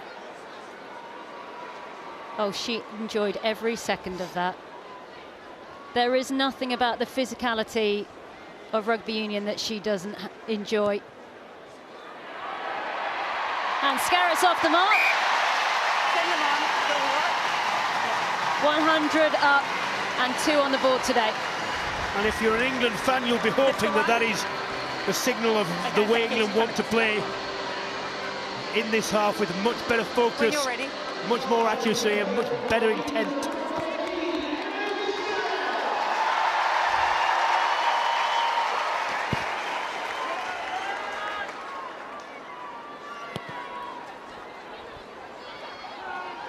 Scarrett gathers. We're inside, the wing is on. Yep. Back! Boy goes backwards. Scuffle McCabe was expecting that coming into this fixture. She was always going to be peppered with those balls this afternoon. And once you find yourself isolated, always a probability that you're going to get penalised, because what do? Do you simply let go of the ball and leave it to the opposition, or you try and just hold on a little bit longer to delay it? Well, Katie O'Dwyer is now on for Ireland. We inside. Christy Haney inside. Is off. There is Katie O'Dwyer. Harrison, Aitchison, Scarrett. The Ireland defensive line read that really well. They knew that was coming. Breach. No hands, 8, leave.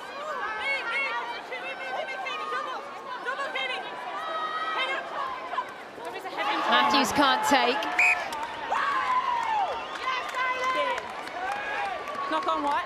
And there is an England player down injured at the moment, receiving a little bit of treatment. And they look quite concerned about her, actually. Or they're having your 6 here. Okay. They're just going to give her a little bit of space. We've got a cut. Might be Jess Breach, who's down at the moment, receiving a little bit of treatment. Heads. I'm going to bring it up to you, please. you want me to formal review?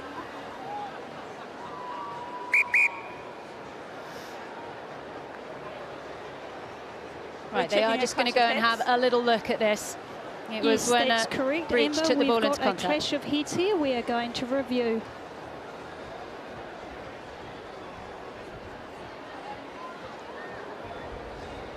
Well, you can see the upright tackle there. It's Dorothy Wall, you're watching that. Well, that's just poor tackle technique, actually. We've got 6 upright in the tackle, head on head collision. And with the way the world of rugby is right now, Dorothy Wall could be in a lot of trouble. It is. Look, you have to control your force coming into contact there. You have to drop your height. That's just discipline. So it'll be interesting to see what the call is here. Again, head-on-head collision. You can't have that in the game of rugby. Do you feel she is passive in the tackle? Or are we going? Yeah, so that's our full speed. Sorry?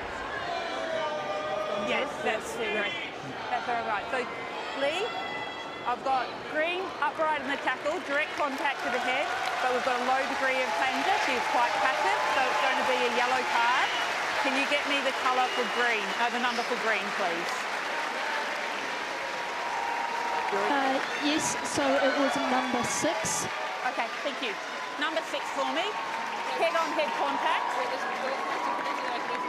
It's unfortunate, but she's up in the tackle, head-on-head. It's going to be a yellow card for your 6. Number 6. Well, we have seen them in the past be given as red. You can actually see the bump on her Where's forehead the mark for me, Lee, as of well? Dorothy Wall, who's Yes, going it will off for be your 10 penalty. minutes in the bin. Can it be a penalty? Yeah, look, quite fortunate there that it is a yellow. They've taken into account the level of force. But again, it's just a warning shot. You have to keep your tackles low at this level, at all levels. You need to keep the game safe. And the reason, obviously, she's doing that, she's trying to wrap the player and ball up, so there can't be an offload. And this is why players tackle in that way. But the greater good is that you don't have the head-to-heads. Exactly. If you do a strong enough tackle, you're gonna eliminate the threat. So focus on the tackle first. Well, there you go. Ellie Kildunn is on for England as Jess Breach goes and gets treatment as England power towards the line. Still England, they go on a second occasion. Yes. That's over. That's a bonus point try, and it's a second for Lark Davis. Straight away, England making the extra player count. And for Ireland, who did such good work in the first half, they've got to try and ensure that the next 8-9 minutes, when they are a player down, they don't hemorrhage points. So Ireland do well, drop the first one perfectly legally, and I think they dropped the second one as well. And then England regroup there again. Then England do regroup and go over. If you look at the level of tackles, Ireland have made 133 tackles compared to England's 55. That's exhausting. That wipes your energy. So it's going to be a long half for Ireland if they need to focus on clearing their lines and getting down to English half. It doesn't get any easier when you a player down either. No, exactly. Yep, thank you.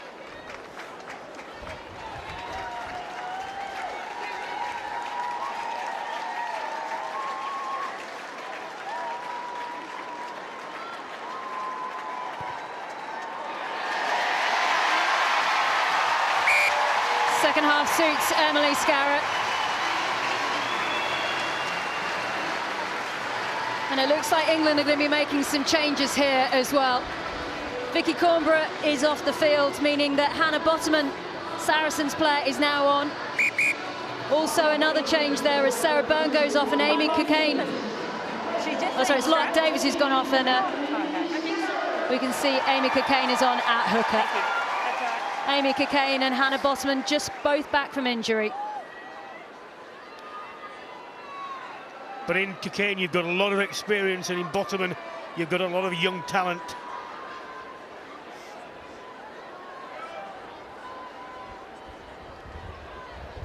We're just waiting. There is a Jugang receiving a little bit of treatment there to her ankle. It's heavily strapped up there until she's running that one off. And I think she's been one of Ireland's best players, Jugang. The amount of work she's done around the field in the tight. She's a really explosive player around the park. When she gets onto the ball at a flat angle, she'll always make gain line. And you can see her swap over from 3 to 1, and she's doing well. Hunter. You can see there, just over the top of the ball, is Maud Muir, who's also on the field now. Bottoman straight into the action. Back it comes. Aitchison. Aitchison has played at 12 and 13 now for England. She did very well in the 13 shirt in the absence of Emily Scarrett in the autumn. Hold, stop. Harrison manages to feed Dane. Considine. Still Considine, great handoff by her. Nice work there by the Munster teacher.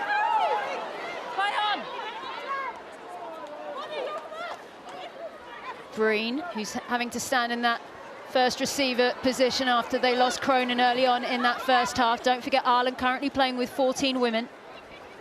Breen again, just trying to push the edges there. Doyle on the far side, really nice. And England with an injury down in the middle of the field. It's 14 on 14. Dane, nice run by Naopu.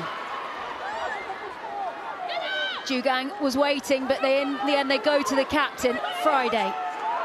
Friday playing a rugby now at the Exeter Chiefs, but it's an England penalty. Well, Ireland did nearly everything right, bar finishing that move off with some superb lines run, flat, at pace. Excellent chip there by Green, just over that English line, seeing that the backfield was open. Again, excellent support again after to get the pass off Aoife Doyle. So hopefully see more of this in the second half from Ireland, that they are gaining confidence and they do back themselves in these areas. There you go. England captain Sarah Hunter is going off the field.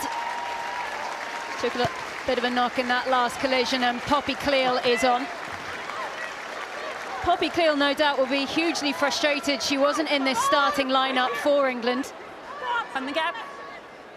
She's such a versatile player, being able to play back row and second row. You see Sarah Hunter there in a little bit of discomfort.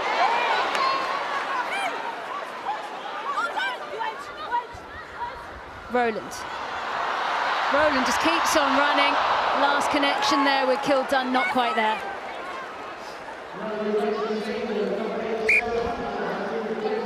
And that's very much been the tale of England's game so far, doing something well, doing the hard work, making the potential break, and then just inexplicable inaccuracy. How many? 5. Let's go, girls. Let's go. Let's go. It's too big. Kids, come in a little bit for me. Thank you. Hold there, White.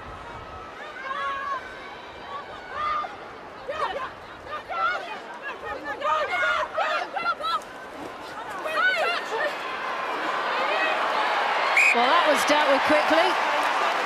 White ball.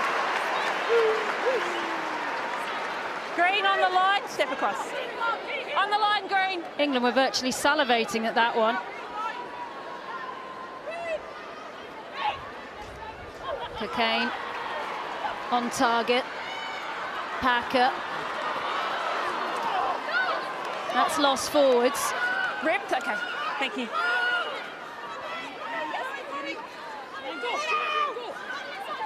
Friday again.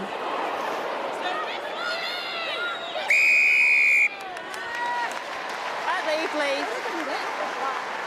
Holding on. There is certainly no love lost out there at the moment. No, there's always a good bite to an Ireland v England game, and it's always a really physical game to play, and you want to play your best rugby for it. But there, look at Marley Packer, the second half is coming out a different player. She's really making her presence known at that breakdown. There was meaning about the just slight things, you know, holding England back.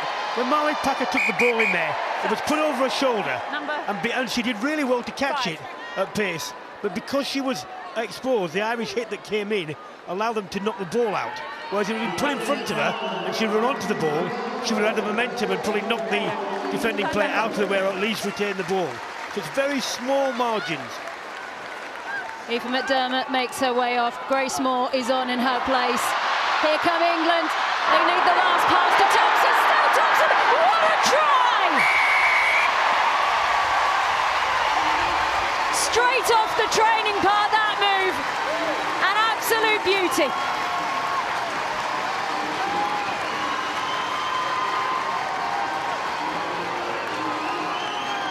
Lydia Thompson, a prolific scorer for England. Well, first of all, get the set piece right, which they do. Ties in the Irish back row a little bit because they've got to see the throw, and they're finally straightening them. I thought for a second it was going to drift too far and allow the Irish defence to just jiggle out. But in the end, just that step inside, keep it straight, and then the ball is released. If you just watch there, that line round by Emily Scarrett sat down the Irish defence, forcing an Aupu to come in tight, as you were such a live threat, allowing that space, that open space to get that break. But it's just that unseen work for Emily Scarrett, I think, just shows her value to this team. Lydia Thompson, 42 tries now in her 52 caps. Absolutely crazy stuff.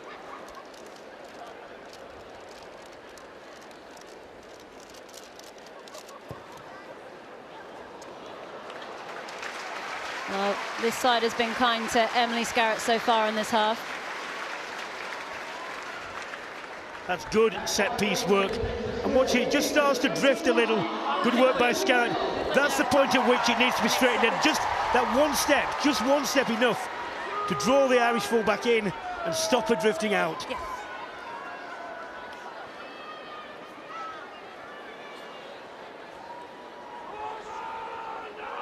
And your Breen gets us back underway. Scarrett takes. Huge boot on Scarrett. Forces the Ireland back three to turn. Dane has it, but they lose so much time. Hold here. Dane. Support down the line. England up in their faces, though. 5-7, please. Breen manages to find McMahon.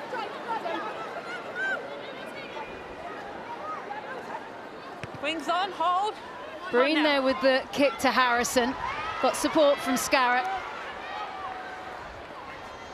Decides to use Kildunn. Still Kildunn.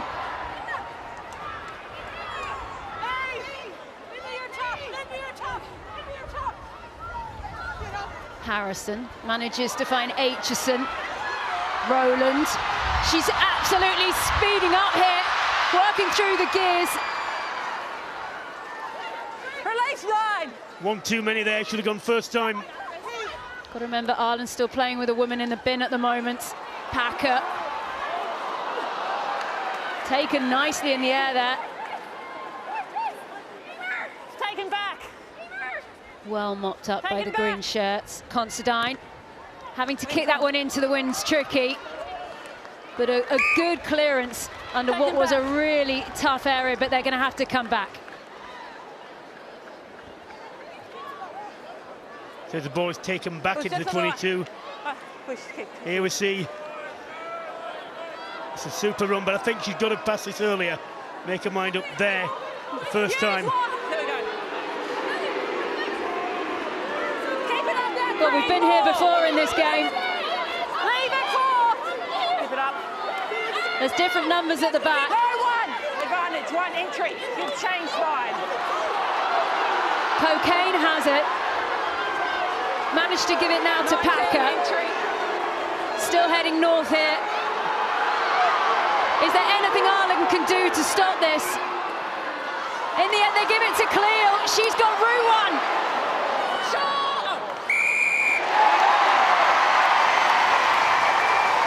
Poppy Cleo goes over. England have found their groove, and now they're 6 tries up. Well, just like we were talking about Marley Packer, Poppy Cleo is made of the same stuff, immensely powerful in the short contact work. And there were enough Ireland defenders there, I thought, to hold her up, and yet she managed to wrestle her way free and get the ball down. She's still got a lot of work to do. How many there? 1, 2, 3 players. And there you can see, well, I can't see at the moment, but we might get a better angle here. Still can't see it there. Is that down? Okay, thank you. Well, it's not clear from that angle, but the referee is right on top of it. There goes Poppy Cleal. Made her debut back in 2016. She was a late call-up to the 2017 World Cup. Simon Milton once described her as the best player in the world, but as we said earlier, she'll be frustrated with being on the bench today.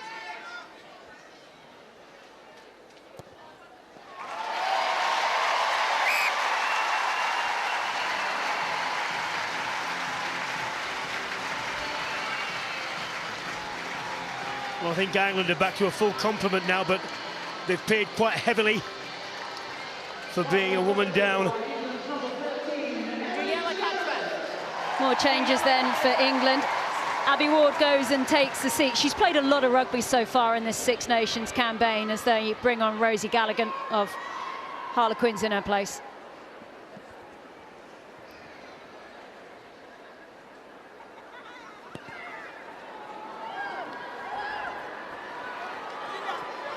Short restart then by the Irish. Ireland have won a couple of Six Nations in their time. Last one was back in 2015. It was a Grand Slam in 2013. Knock on by 9. There's a few players still hanging around who'll have those memories, but not many now, Ciara. No, exactly. A lot of those faces have left the programme or have moved on. But you'd like to send Upu, who was there in 2015. She liked that experience and probably try and draw on that leading into the rest of this campaign. Tell what's disappointing from that, having got that momentum, and then it seemed to be that the IRFU simply didn't put the work in, didn't put the money in to build on that, and you've had to go again and plan again, and it's going to take 3 or 4 years. Exactly, and the flip side, the opposition on this pitch shows what investment can get you and belief can get you, so hopefully that will change. If you like a scrum, you loved that, as Considine now is in all kinds of trouble. She dealt with that really well. Scuffle McCabe comes in to help out, as does Moore. Dugang.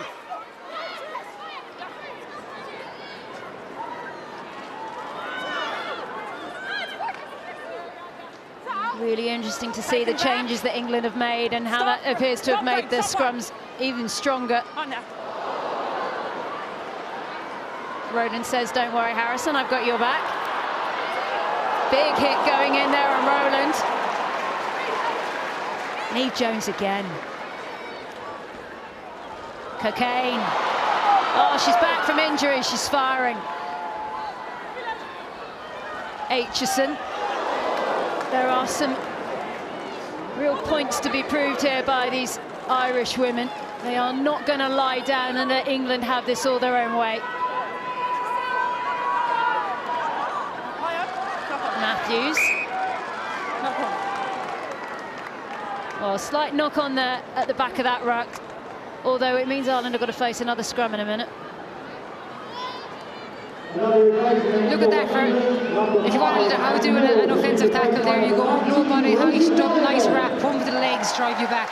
Again, dropping the height is just as important. But I tell you, the great thing is, she's not lifting it beyond horizontal. No. She's keeping the control and just driving it backwards, getting her feet off the floor and then dumping her. Perfectly legitimate, great technique. It will come as no surprise that Neve Jones hasn't missed a tackle yet in this Six Nations. I tell you what, I've been really impressed with. She's been niggly and horrible, just like hookers should be. She's been tough, combative. And she's been a menace at the breakdown as well, you know. She's I think she's been great. Brilliant. 2 turnovers, you know what you mean, it's what you want. Well, there you go, look at that attendance. Another record for a Red Roses standalone fixture. Can't tell you how much better it is that you get 15, 16,000 in here, 14,000 at Kingsholm, rather than a quarter full, a third, you know, an even bigger grounds. Much better atmosphere. This is a proper rugby stadium anyway. Well, Leanne Infante goes and takes a seat. Some hugs after her 50th cap on in her place. Gloucester Hartbury's Natasha Hunt. You see they're wearing 21.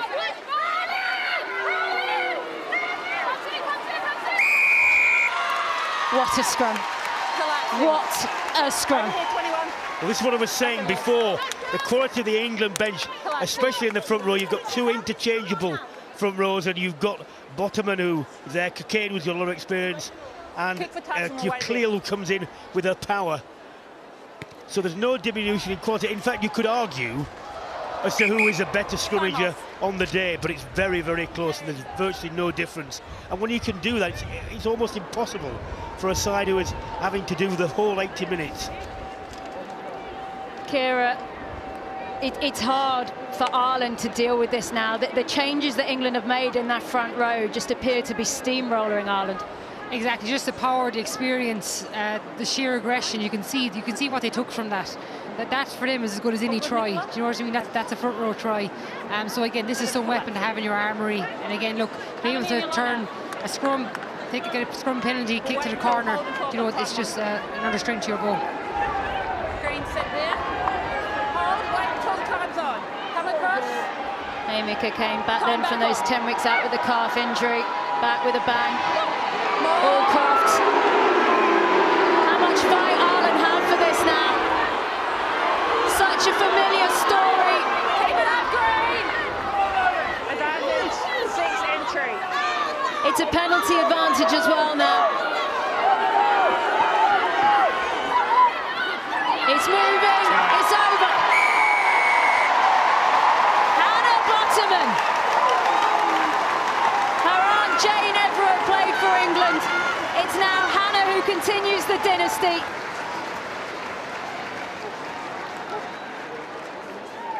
Seven England tries. What I said, Hannah Bottoman, a lot of talent, relatively young for the England front row. But she knows her way to the try line, she knows her way around the field. She's immensely powerful. And the important thing here is you don't panic and try and go off on your own. You stay within the curtilage of your own maul. Bring all the players with you, and then you can get the ball down. Exactly, it's just sheer patience, it's trusting the process, trusting that you know you're going forward. But if you look at the back, Mo Hunt was guiding that. She was making sure they knew where they were, she was directing it. Real cohesion throughout that English group.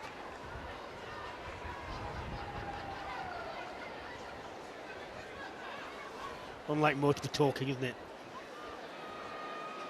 Very rare. Oh, lovely.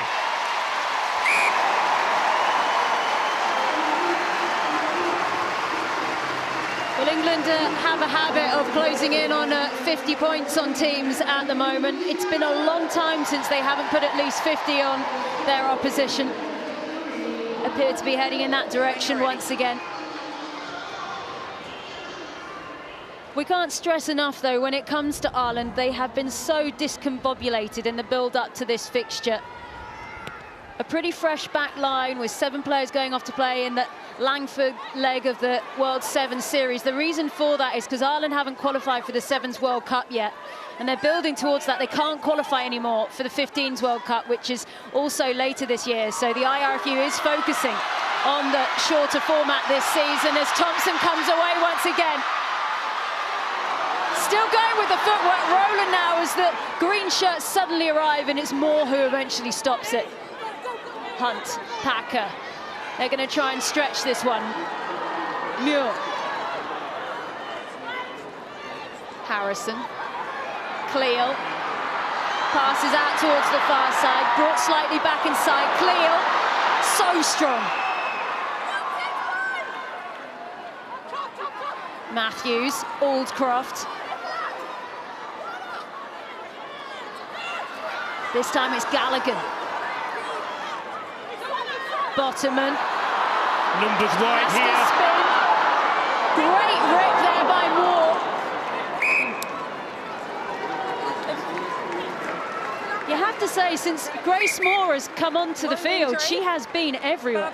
Yeah, she's a real attritional work rate.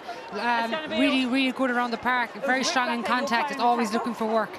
And she has made her presence known here since she has come on. I was not aware of that one. Apologies on that. But it got ripped back by you girls and grounded in goal. Let's see if Neve Jones is injured at the moment. Yeah, I've got it. It's going to be yours. We've got to play it down.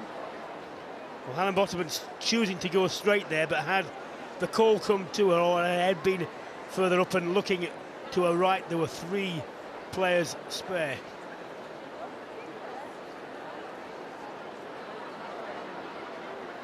Well, there's some treatment going on here to one of the Ireland players. Doesn't look good. So look at the binding her right lower leg. Well, we'll just give them the time to make sure the medics get all of this right. We were just talking there, Ciara Griffin, about the IRFU is focusing on the Sevens World Cup later this year. Ireland not yet qualified. They had a fantastic result earlier this year where they came second in Seville. You can almost...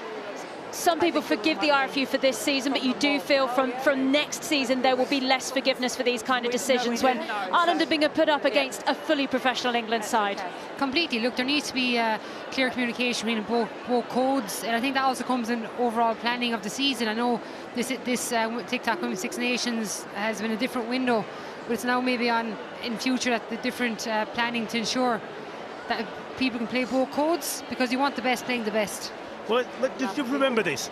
The Six Nations broadcast money is split equally, 75% of it. 15% is then split as to where you come in the table. And then you're talking about only 10%, which is differential. So England do get a bigger proportion, but only of 10% of the broadcast money.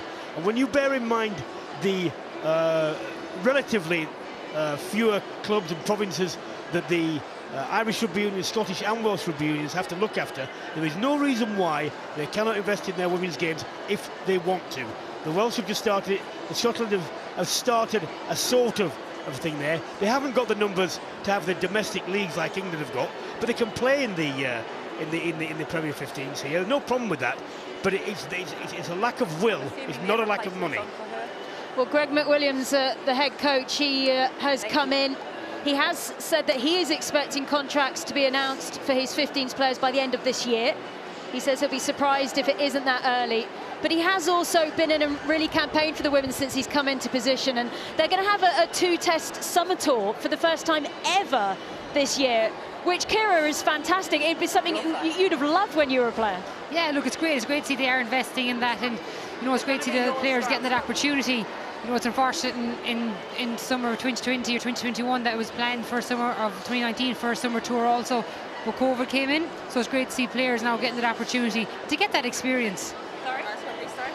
Yeah, Greg McWilliams appears to have been very popular since he's come in. The England women there, Zoe Allcroft there with 4 on her back. I mean, she has been out injured and she's come back like she's never been away. Apologies on that one, it's very loud. There we go, that was her breakaway from the last one, and that was Lydia Thompson, who has made a lot of metres so far in this fixture, and this is Allcroft again. Look, there's quality throughout England. The important thing, ball in 2 hands so she can make whatever play she wants to, and again, Ireland is struggling now because they worked so hard in the first half. Then the England bench has come on. Ireland have had a time when they've been a woman down and they're just exhausted. And there's only so much you can do in defence, and England keep bringing on fresh players, and then this sort of, well, let's just hope this injury isn't as bad as it looks. Yeah, it's Emma Considine who's making her way off.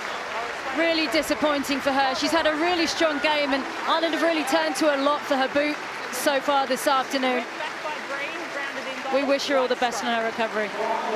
It's something you never want to see. You never want to see anyone being taken off the pitch on a stretcher. It's going to be a big loss to this Irish team, just in terms of her experience and just her vocalness on this pitch. I wish her a speedy recovery. Crouch. Bind. Set. Well, here we go. Controlling at the base of this scrum.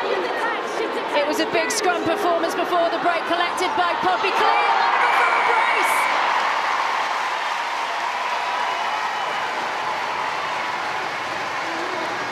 It all came from that incredible England scrum, which is just built throughout this fixture. And Cleal then finished the business. Yeah. You need to keep your shoulders on to stay in there. Power and more power. See, Christine, Eddie can't get her shoulder down. Dugan's turned completely sideways, and of course, Cleal, when you're going forward. Clear, Amber. Thank mean, just the fact that she's unable to get the run up, notwithstanding the fact the Irish pack are being shoved back behind their own line, is enough anyway. It's going to be a long last 15 minutes for Ireland. Poppy Cleall has had 4 carries and 2 tries. You take that, Ciara? I definitely would. No, she's been a real presence since she came on.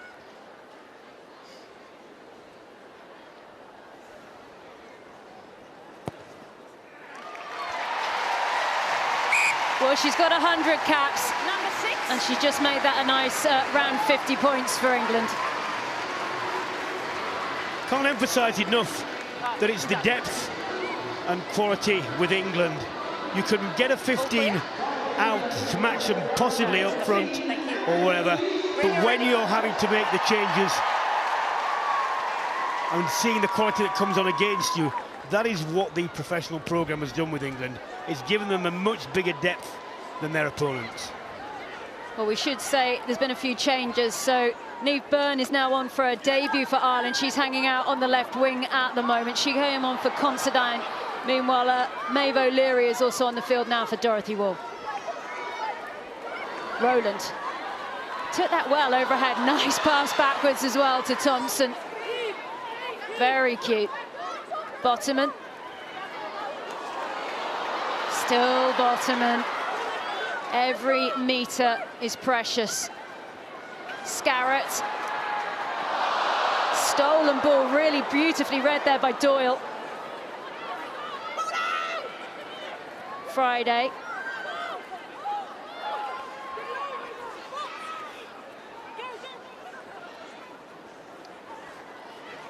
Taken in the end by O'Dwyer. That's been turned over, taken by Aldcroft, who pops off the ball. Cleall to Bottoman, Saracen to Saracen. Hunt looks up, Harrison having to play over the top of the injury. It's Kildunn. Kildunn still going. Got support if she wants it, doesn't need it. Wow. Well, that was worth putting forward its own. But I'd like to review. It's a head contact again by Green. Ellie Kildunn then going over the Harlequins woman. That's correct. Head clash but they are Green. just going to have a little look at something.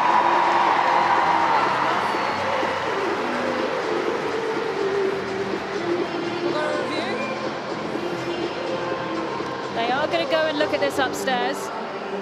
Yes, we've got a head clash by number 13, Green. So Advantage will play for the try, but I'd like you to review the head clash. Okay, thank you. So they're saying that the try is good, but they're just going to look at a head clash, and it's against Seni Neobu.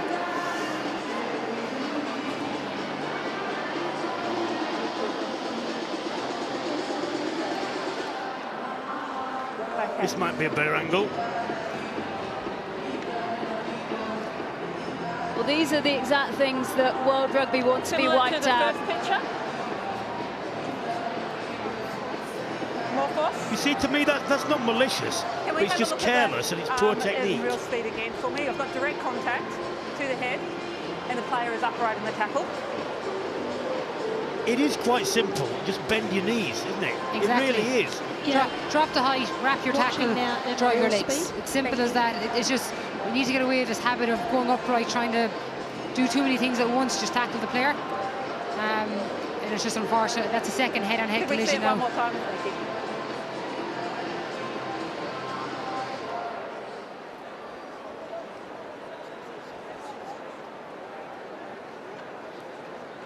Could I see it one more time for me, Lee? Sorry. And we have got direct contact. Can you confirm that? Emily Scarrett is okay, but it looks like she is going to come off. She's going down the tunnel for a head injury assessment. She's not actually coming off, so Holly Aitchison is on in her place.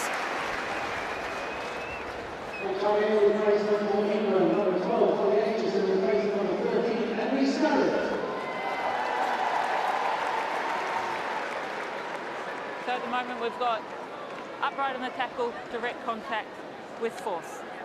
We'll just check this force again. I don't think that force was any worse than the force for the first card. Force there. I think it's a yellow as well. High degree of danger. But I think it's going to be higher. So we'll be going red card. Ooh. Do you agree, Lee? Are you happy with those facts? Yes, I'm happy with those. Thank you. Ireland will be reduced to 40 now for the rest of the match. Last one, upright in the tackle, direct contact. However, there is more force in this one, so it's going to be a red card against your 13. It's just operation.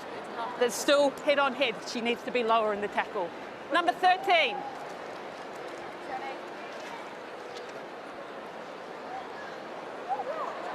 Sene Neopu. High force. She was a 2015 Six Nations winner with Ireland. Stand advantage, try. And Ireland will really miss her experience now, but as we said, these are the incidents that rugby does not want on the field anymore. And Ireland are going to have to play this one out with 14 women. Time back on. Well,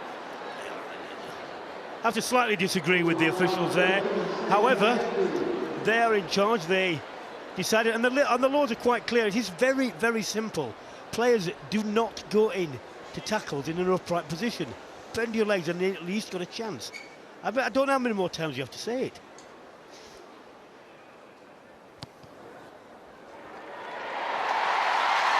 Zoe Harrison with her first kick of the afternoon is on target.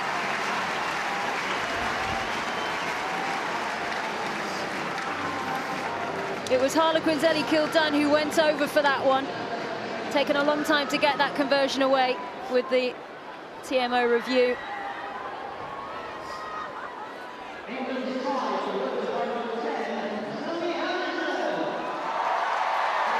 And when the score, the final score is out here, it's going to look like an absolute gubbing for Ireland, and yet that's not really been the story of the game. No, it's been a complete game of two halves. Hunt finds Muir. Wasps women. Ball's there, stay. Harrison back at the line. You see Amber Reid out there as well now for England, pushing towards the edges of the field. England flooding over the top. It's going to be all about damage control for Ireland over this next 12 minutes. Still Muir, still so young. Muir, 20 years old.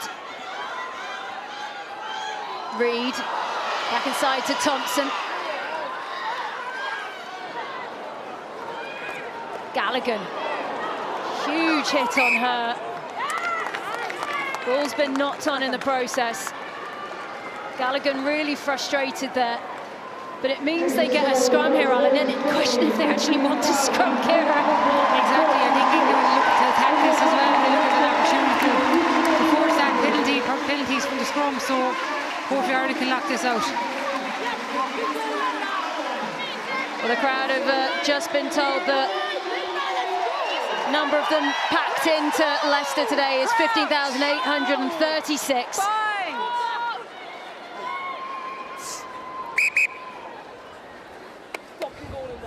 Tell you always listen to the reaction of crowds at women's games, and sometimes I think they're surprised by the ferocity of the challengers, the strength and the physicality of the game. They shouldn't be, nor should they be surprised at the skill levels, which have improved tremendously, and the commitment levels are just there. What England need, what the game needs, is for the other unions to commit themselves to catching up, because you've got a fantastic product here. And what you don't have, this is the first collapse scrum we've had, remember. We haven't had 5 sets of resets, we haven't had 29 box kicks in this game. You've got a much different game, a more fluid game. Wonderful moment there for Katie O'Dwyer. Worked her socks off at that scrum, got the reward.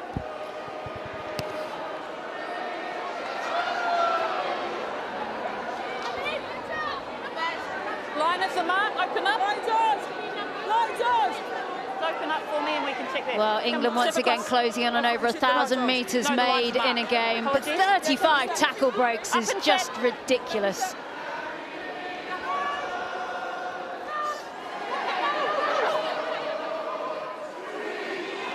Oh, Hunt's there. Quick distribution, Cleel.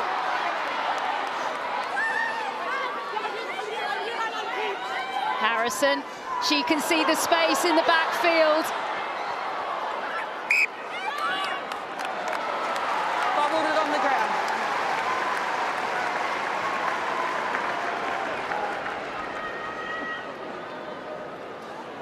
Again, Ireland finding their own problems in the line out again. It was a throw to the back. Shaking your head next to us and say, yeah, we can see it from here.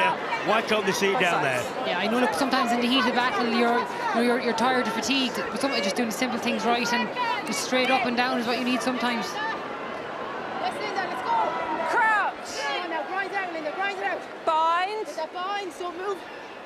Set. Stay there now, Linda. Come on. Gloucester Hartbury scrum up. Natasha Hunt got the ball in there. That's gone down. Hunt told to use it. Harrison. Reed. There's going to be space. They've got the extra woman. Kildunn needs to pass. She's going to get there. Oh, she gets it down. You have to have a look at that. I'm not sure about that.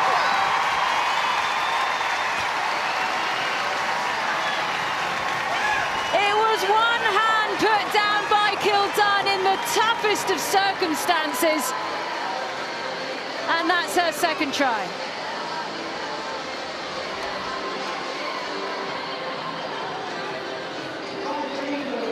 Two inside runners there fixing the Irish defence so they can't drift until late. Thought it might have gone. She needs to get that ball out. Yes, she got it down. Great skill level there by Kildunn again, backing herself in contact, evading two Irish defenders, three in the end. Really good finish. You see just out of shot here. Crossing ball, but the centre coming backwards, fixing the inside defenders. Amber, all clear. Thank you.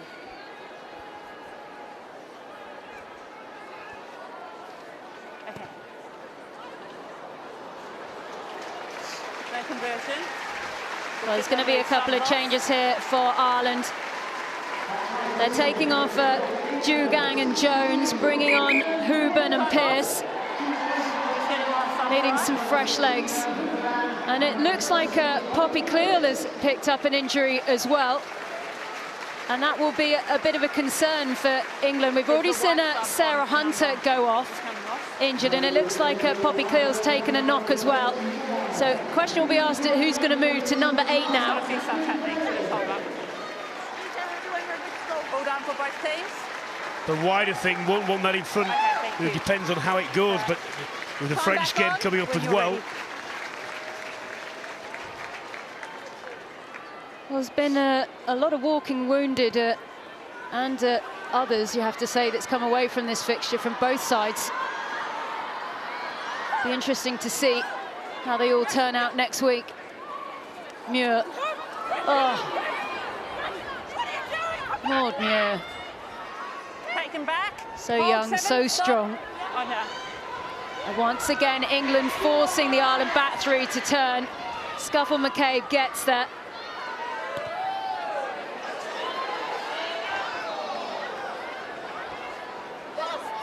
A lot of pressure going there on Hannah O'Connor, who I don't necessarily think is used to hanging out there.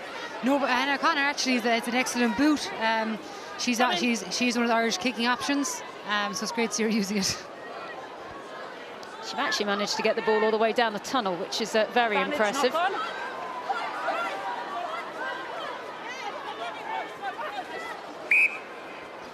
No advantage. Knock on to the line out. Up here. Just back a little bit. Go now, yeah. Go back up here.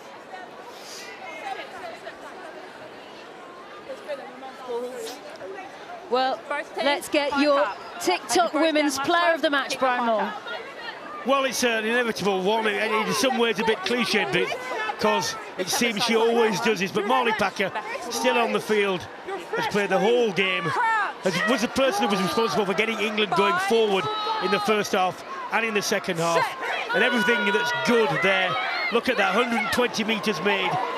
Huge stat. So my TikTok man of the match, sorry, woman of the match, my fault, is Molly Packer.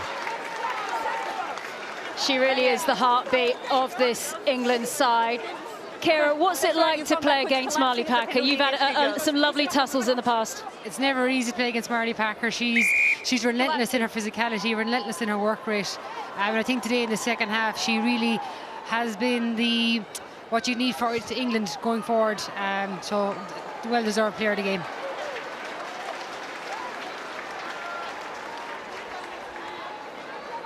Same settle. Coming, going.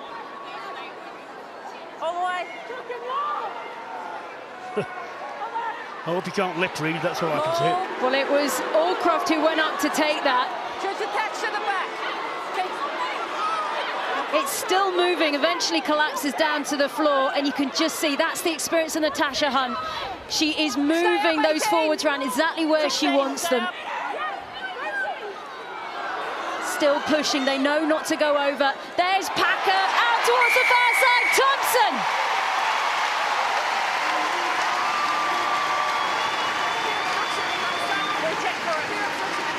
Lydia Thompson finishes off business for England in what is racking up to be a real scary scoreline. They managed to score 74 against Italy. They're now up to 67 against Ireland.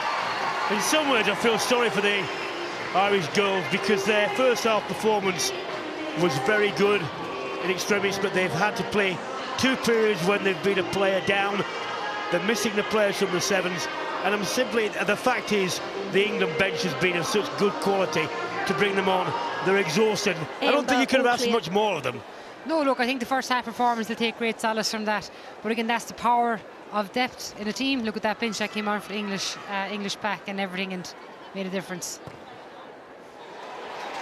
And then things like that happen.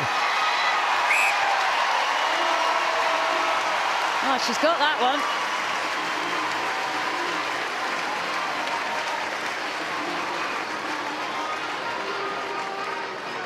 Smiles all round for Lydia Thompson, qualified occupational therapist, plays her rugby at Worcester. She was part of that 2014 winning World Cup side. She actually got injured at the World Cup, but still part of that campaign. Big questions being thought about England ahead of that next World Cup later this year down in New Zealand. All the focus in about 1 minute and 30 seconds time is all going to go on what's going to happen in France next week. A Grand Slam decider approaches.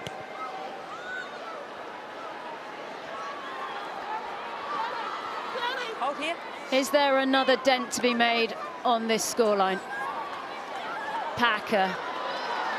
England having too much fun in the sunshine. Hunt just trying to force things slightly. Second one with the knock on here. First off the foot. And Hunt knows that. She puts her hand up, apologises.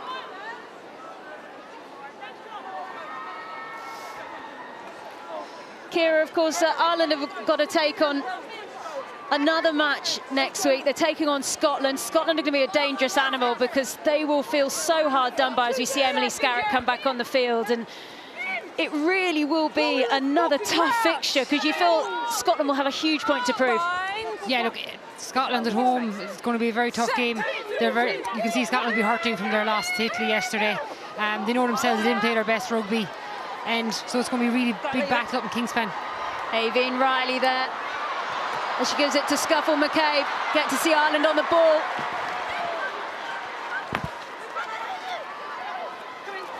Oh, huge hit on O'Connor.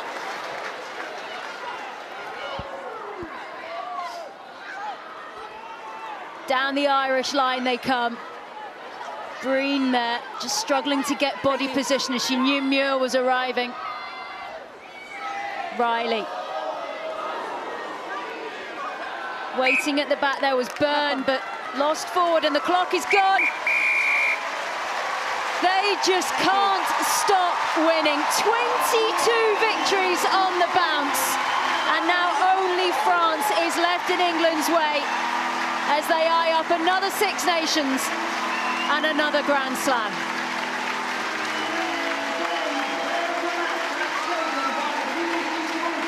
It has been incredible here in the Leicester sunshine.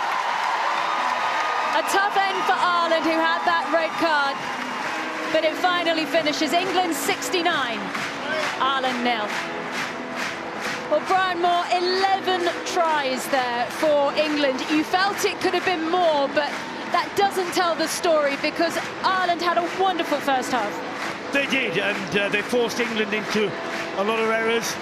The important thing from an England point of view is that they were able to solve the problem and get that right. From an Irish point of view, they were unlucky in the sense that they had two players off the field and they had players missing. You simply cannot play against sides with a quality of England like that. And there is Emily Scarratt. What an occasion for her 100th cap today. As she takes the congratulations of the Irish team.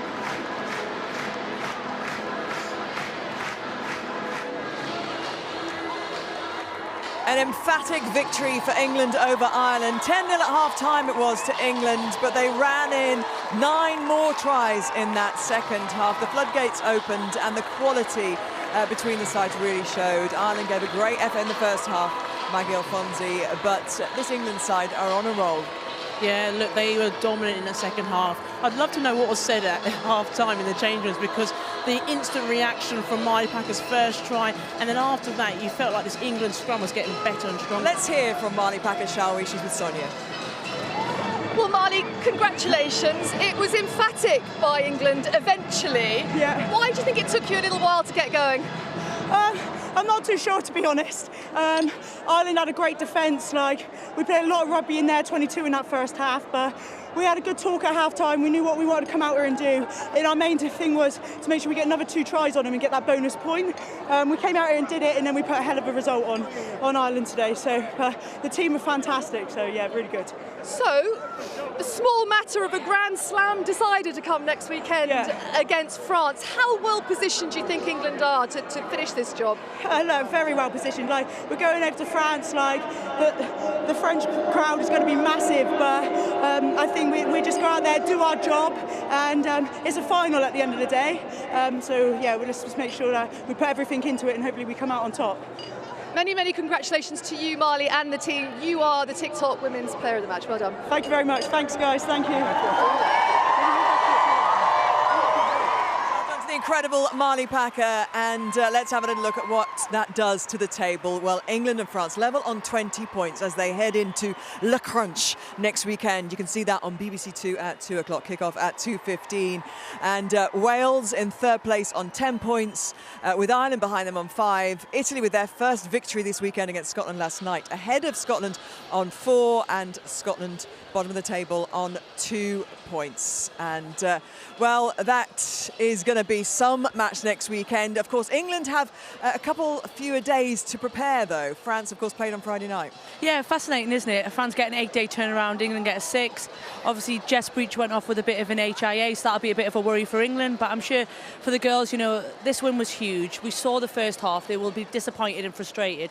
Much better England's second half. And what we want when we go to France, or what England want when they go to France, is that real battle, isn't it? That tough test that really preps you for what's coming next. Kira's just hot-footed it down, so a very quick word, Kira, on Ireland, because that second half was quite a dispiriting for them out there. Yeah, look, it's tough to take. It's always tough to take a scoreline like that, but look, it's part now for the girls to rebuild. They have a week to take on Scotland up in Kingspan. They need to focus on that, take their learnings from this, not dwell too much on it. Obviously, focus on the areas that need to be improved, but now focus on Scotland on Saturday in Kingspan. A couple of players gone off injured as well for England, Maggie, so as well as a shorter time to recover, it's going to be a big effort in the next 6 days for Simon Middleton.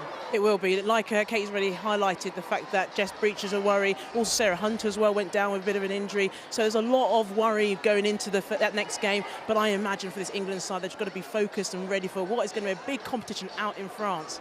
The big positive, though, here today, apart from England's performance for women's rugby, a record attendance, 15,800 or so here, enjoying that enormous win for England over Ireland that leaves next weekend an enticing prospect. Thank you so much to Cara. Thank you so much for joining us today. And thank you so much as well to Katie and Maggie. Well, we've enjoyed an England victory, and it all builds up to next Saturday, Le Crunch on BBC 2, 2 o'clock. Join us to see if England can win another Grand Slam.